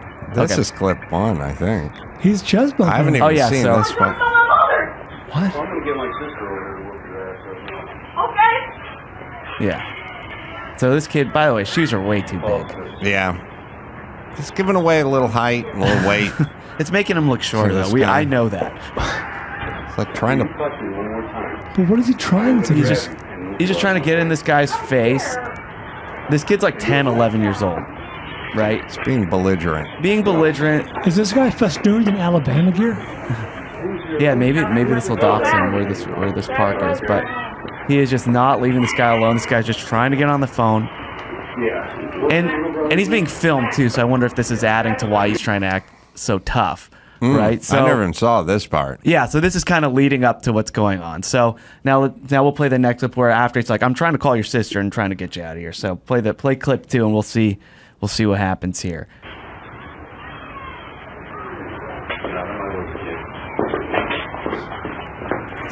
So he's just But trying what is to. happening? So this- the adult's trying to walk forward. Yeah, And the kid's blocking Yeah, the him. kid's physically kid's blocking him. Now the kid starts Oh, now the throwing, kid starts throwing punching. punches. punches. He's Pushes him. He's throwing Yeah. overhand rights. You Now gotta- the guy grabs him by the throat and throws him to the ground. And the kid I love the shrieks. squeal. Jesus Christ. Yeah. So this has caused a lot of controversy online, right? Mm-hmm. Like, hey, he's just a kid. What are you doing? The controversy is he should have punched him harder. Yeah. Well, see, there are definitely people who support the man. There's a lot of people who are supporting this kid. But if now watch. Who in their right mind is supporting the kid? Oh, because he's a kid, and you're not supposed to lay your hand on a kid. Now, I don't know.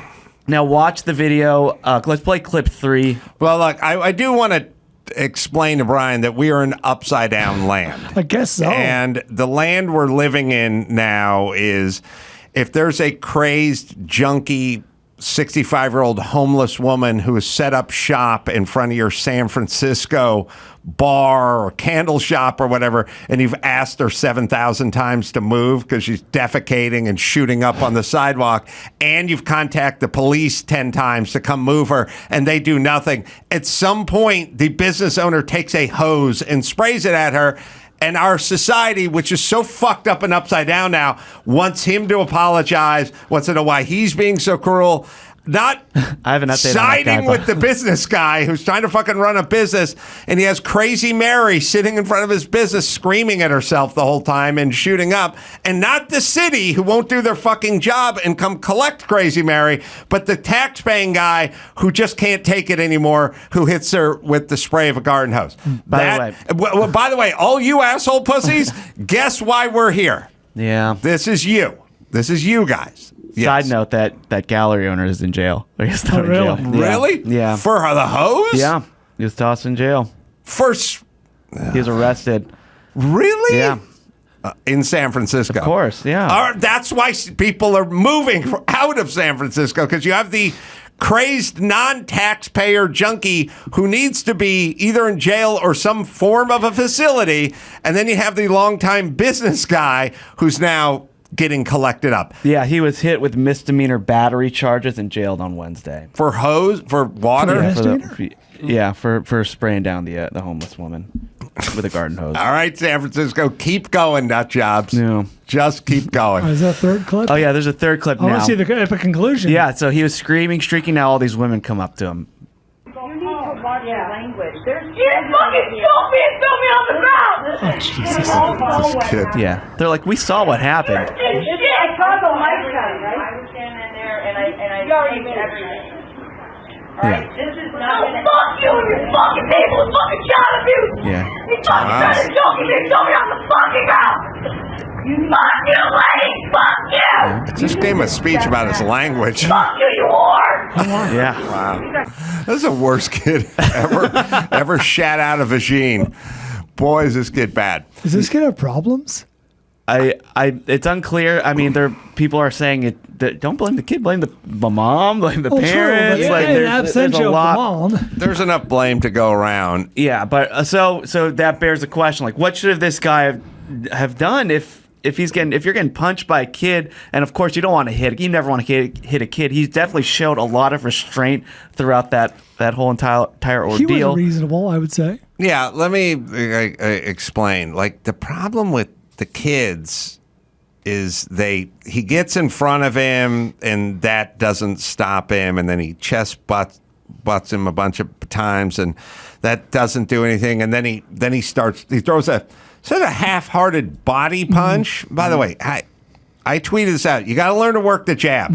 If you're going to just keep coming with the overhand right, it's easy. You expose yourself. It is blockable, and it is Pony Express, Telegram. Here comes the looping right. That guy had no difficulty seeing that kid's looping right. You work that jab. Shove that left in there. You got to learn. People throw an overhand. Then they reload, then they throw it again, then they reload, and they throw it again, and you just put your left arm up and you block every one of them. You got to get both hands moving. Telegraphing that. Telegraphing the whole time. All right, so advice for the kids. Yeah.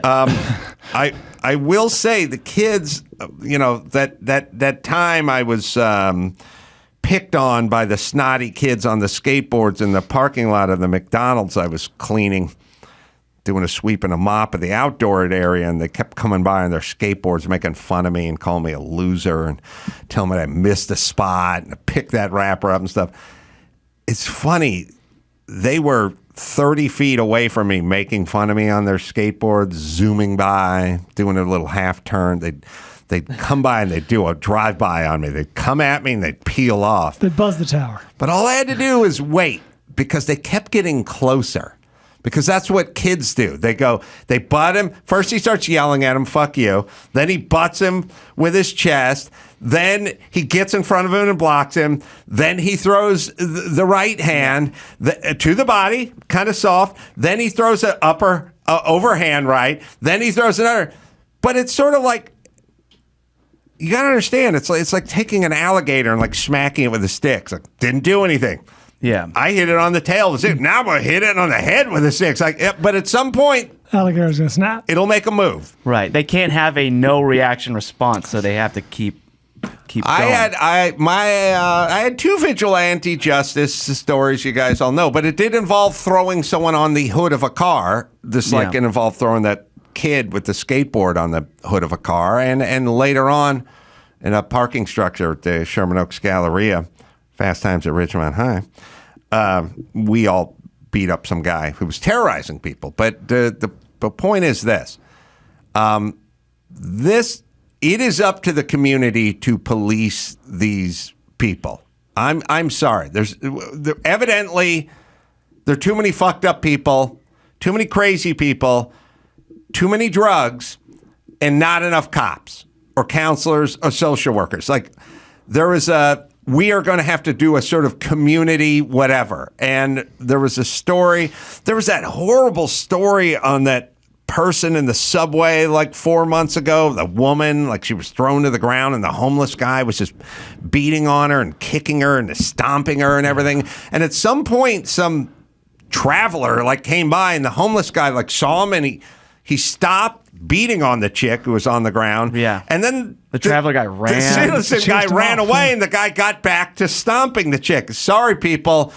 You're going to have to risk a black eye and get somebody in a bear hug, you have to do something. You can't run away. There was just a story of another guy. The guy was like a Fox weather reporter who was on a subway coming home after watching the Giants game, and a whole group of like teenagers a group of teenagers, like 15-year-old kids, were like lighting some old man's hair on fire who was on the subway because it's a fucking hellscape now.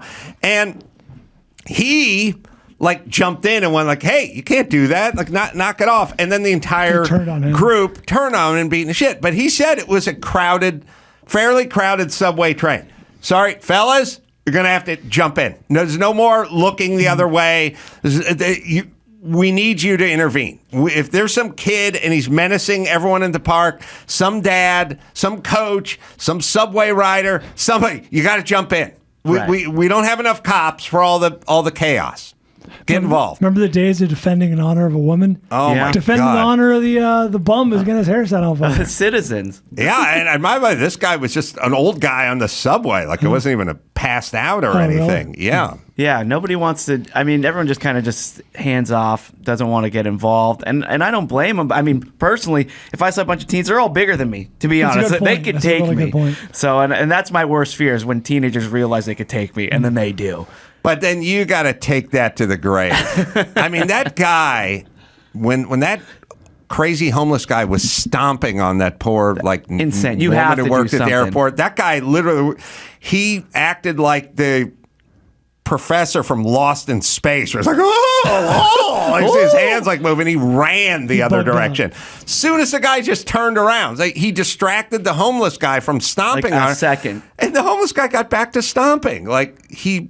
That's on your resume. That's on your permanent record. Dude who ran away. It is your obligation now. It is now. To have to get involved. I don't. It's got drafted. It's like seeing some kid drowning in a lake. You know, you got to jump in. Dive in. Sorry. Yeah, exactly. That's it.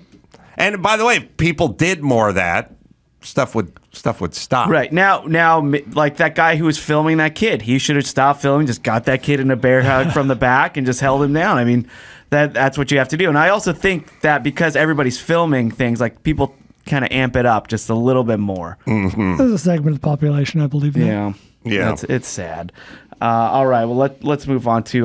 There's some more hitting going on, but this is a new sport that Dana White is involved with. The slapping. Yeah. thing? What is this? Like, it's called slap fighting, and there's a power slap league, which, by the way, very odd that Dana White's involved with this, considering the fact that he's in a whole slapping controversy with his wife. Oh, I didn't know that. Yeah. Oh, yeah. Yeah. Like earlier this year, New Year's Eve party. In Mexico, Dana White and his wife were filmed arguing, then getting into a physical altercation with each other, and then they slapped each other. She slaps Dana, and then Dana slaps her back. They both admitted that they both admitted to it. They apologized, and they said, like, look, we were drunk. Sorry, it happened. We're moving on with it. Please, everyone else, move on with it too. So anyway, smash cut to now. There's a power slap league. Have you seen the footage of this? I've seen it. It's a lot of big, burly, sort of Eastern Bloc looking guys who do the slap. I don't know how it works. You just take turns slapping each other until someone gives up. That's how it works. It's opt-in, so knock yourself. No pun intended. I know. I just I worry more about the people who watch than the people who participate. You know. Yeah. I feel that way about certain things where I'm like, who does this attract and why? And then why are you enjoying watching someone getting slapped? But I will say this. There's got to be rules, and there's got to be a no beard league. Guys, there's a lot of beard. Some of these guys have a lot of beard, and that offers a degree of protection. Sure. And I feel the same way with the UFC. Like, hey, you want one of those men's grooming commercial things where the thing's got 5 different titanium blades and a flashlight built into it, and you want to go that sort of Rico Suave beard, knock yourself out. You're going full lumberjack. It's a big deal. It's like there are no gloves or 3-ounce gloves or 10-ounce gloves or 8-ounce gloves or Mexican gloves with less padding and the whatever. Like, you got 5 inches of nap on your face. That's a really good point. I'd be interested in knowing scientifically how much cushion like a big bushy beard would provide to like a slap or a punch. I'm guessing not an insignificant amount. Yeah. Oh, especially a slap where you would lose the burn from the slap, right? Because it's not just directly on skin. So yeah, we should have every guy in every fighting sport hairless. Let's just make him completely hairless. Eyebrows, everything. Just fucking hair head to toe. Yes. That's right. I won't be agree. able to tell who's fighting. They all look alike. Yeah, this is a thing that's taken off. I don't know, like pickleball or something. It has, and I mean, it's all over the internet, Twitter clips, everything, and people are really worried because one, you are getting hit without any protection other than your beard, and there's some severe neurological damage that could happen to this. Like doctors are like, why are we going with this? This is terrible. Dudes are getting like the stiff arm knockout. You know what I mean? Like you see on kickoffs sometimes. Yeah, they're getting knocked out. Oh yeah. Yeah, so can't be good. So, anyways, Dana White is investing into this, so we'll see where it goes. But I'm not a fan either. All right, let's go. Since we're talking sports too, Damar Hamlin. A lot of controversy with him appearing at that Bengals game. Really? The other day, yeah. Because it wasn't him. I heard like it wasn't. Yeah, exactly. So he comes. It's his first public appearance since the accident on the second when he had suffered the cardiac arrest, and he comes in, but he's wearing a full mask with sunglasses. And he walks into the stadium, and he's in the suite, and he's wearing it the whole time, right? Doesn't show his face at all. So a lot of conspiracy theories. One, that's a body double. Yeah, I heard that. Two, something's wrong with his face that they don't want us to find out. Like there's just a lot of people talking. Why isn't he showing his face at his first public appearance? He's just completely covered. I mean, we could probably pull up a picture of him somewhere. Ben has something cryptic written on the screen, which is a 2020 study says beards evolved to soften impacts of punches and protect the jaw. Beards evolved? Our beards That's what research says. Have evolved to cushion our faces from punches? I find that dubious, but okay. Beards evolved to absorb punch to jaw. I need a source. So says, so that's why as a society men started wearing beards. Oh, it evolved as fashion or evolved as biology? Yeah. Yeah, I The don't biology know. part I find hard to You believe. can keep reading it. I have the beard because my wife likes it. I'd shave it if I could, but now I realize she's just worried about You're me. locked in, yeah. All right, anyway, sorry. Yeah, he was wearing big white sunglasses. And so but is the conspiracy like the anti-vax guys, or like he got vaxxed and that took him down? There's definitely and now, a lot of that. Now something happened to his body face. double. Yeah, they're not telling us something. Like something happened, and the NFL's being hush-hush because if anything comes out, of course, then their whole vaccination, their mandates are going to go out the door. They're going to get sued by everybody. Like there's going to be a huge thing, so they have to cover this up. This is a tinfoil hat, Chris. And there's no speaking of it. latest. There's no update.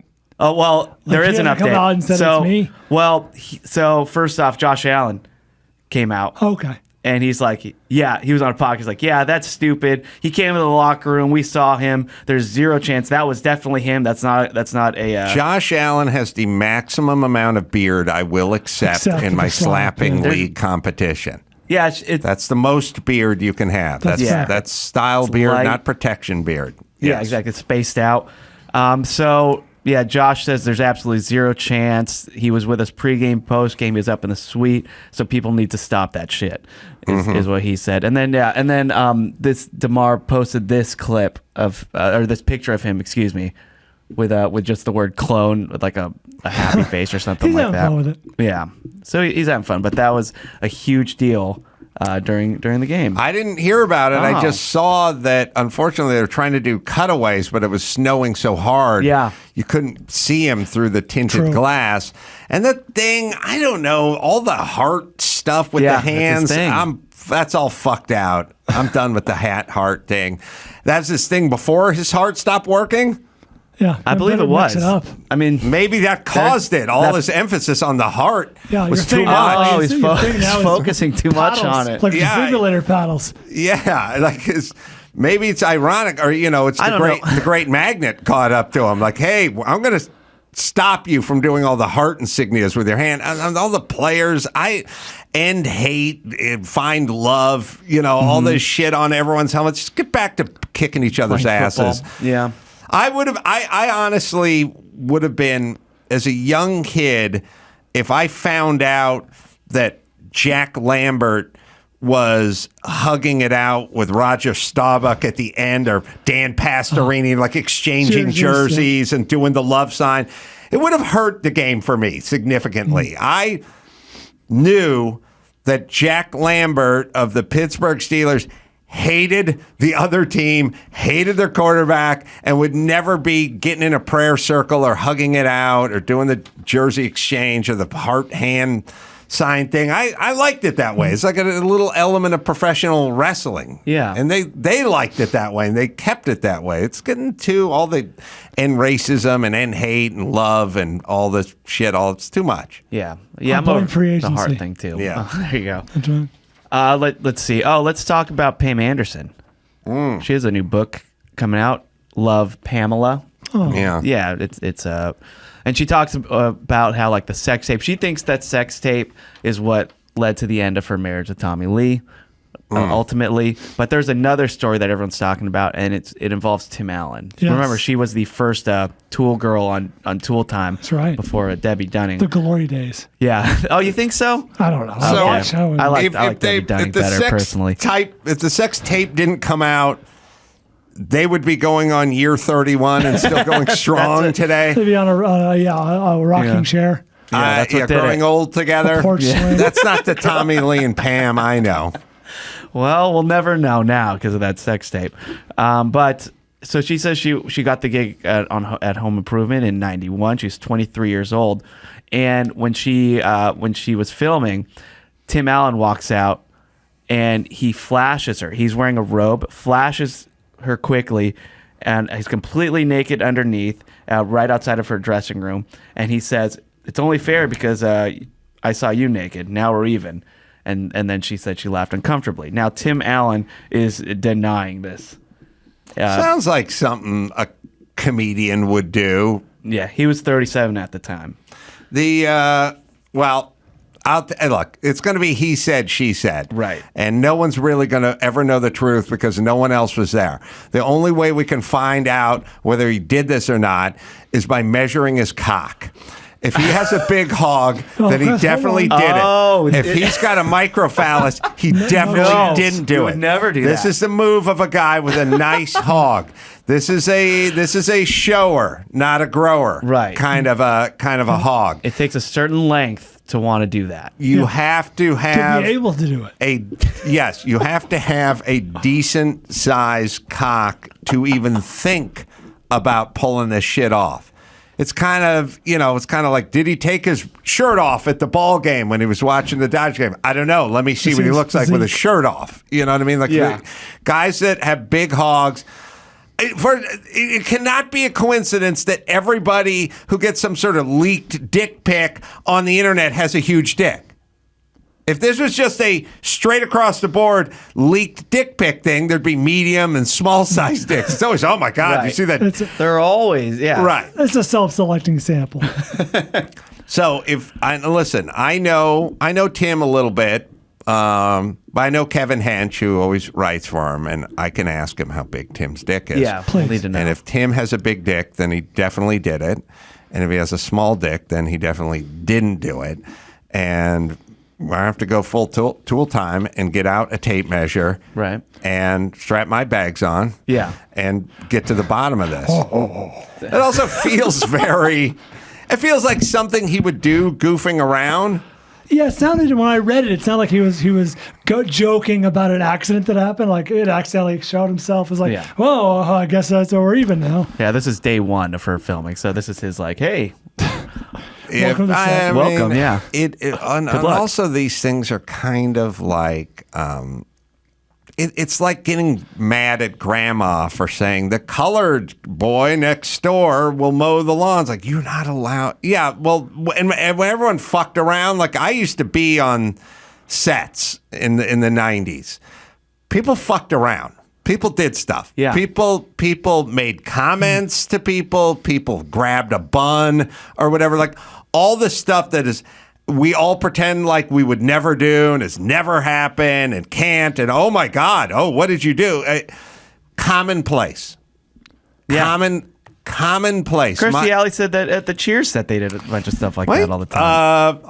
Our gay costume designer for the Juggies. You can just say costume designer. Yeah. He would get behind one of the juggies with big boobs, grab them both, and shake them in front of us. Like, I wish if you're gay, you can do You're allowed it. You know, to. they're like, I bet you wish you had some of this.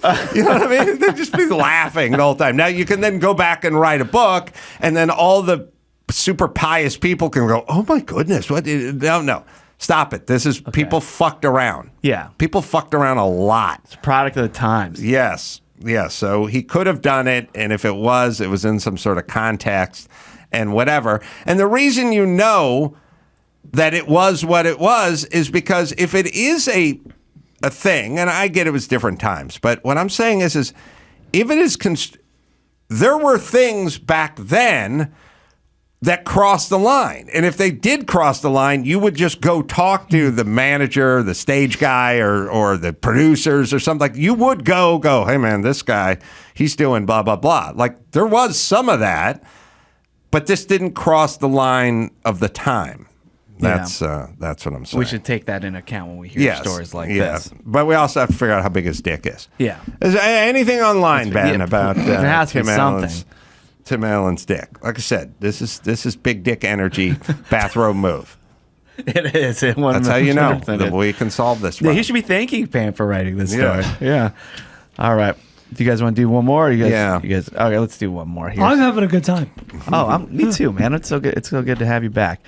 Let's see. Okay, so there's this viral video of this girl at the gym, right?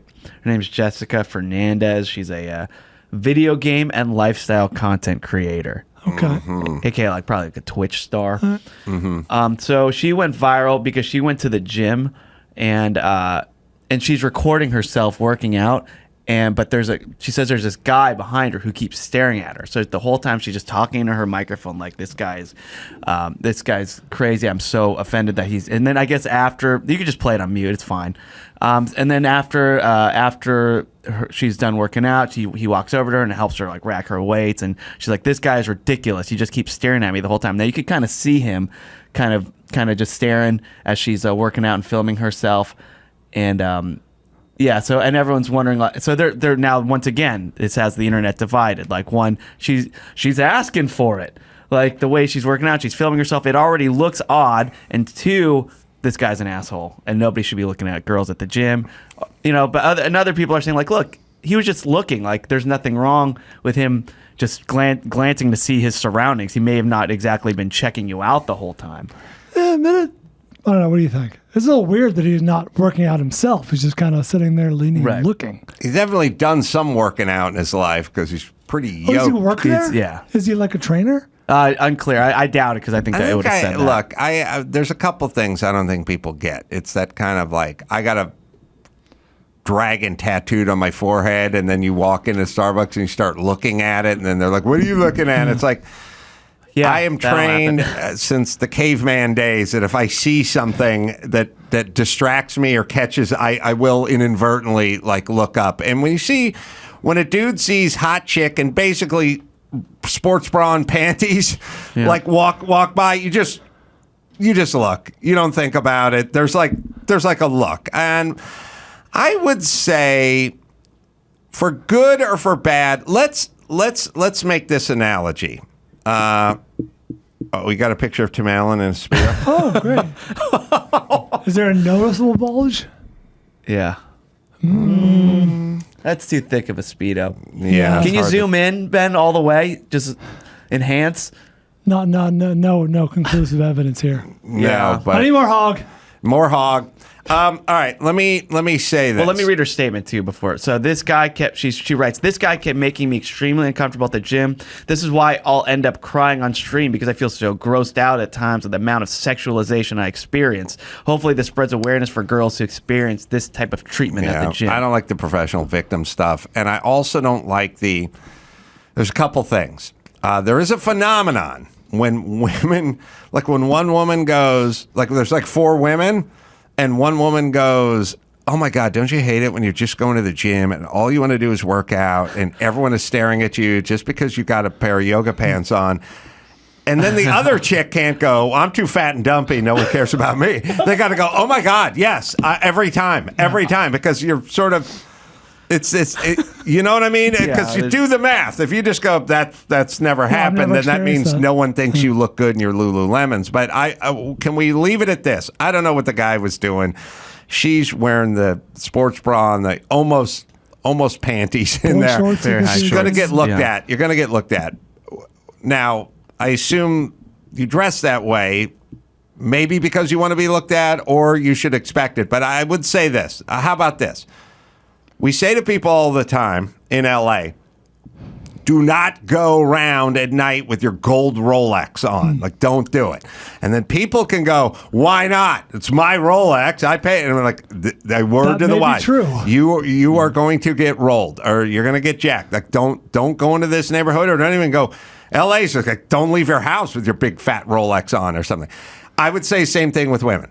Good or bad, you want to go to the public gym in the little short, clingy panties with the midriff showing and the sports bra, you will be looked at. You may not like it. It may not be right.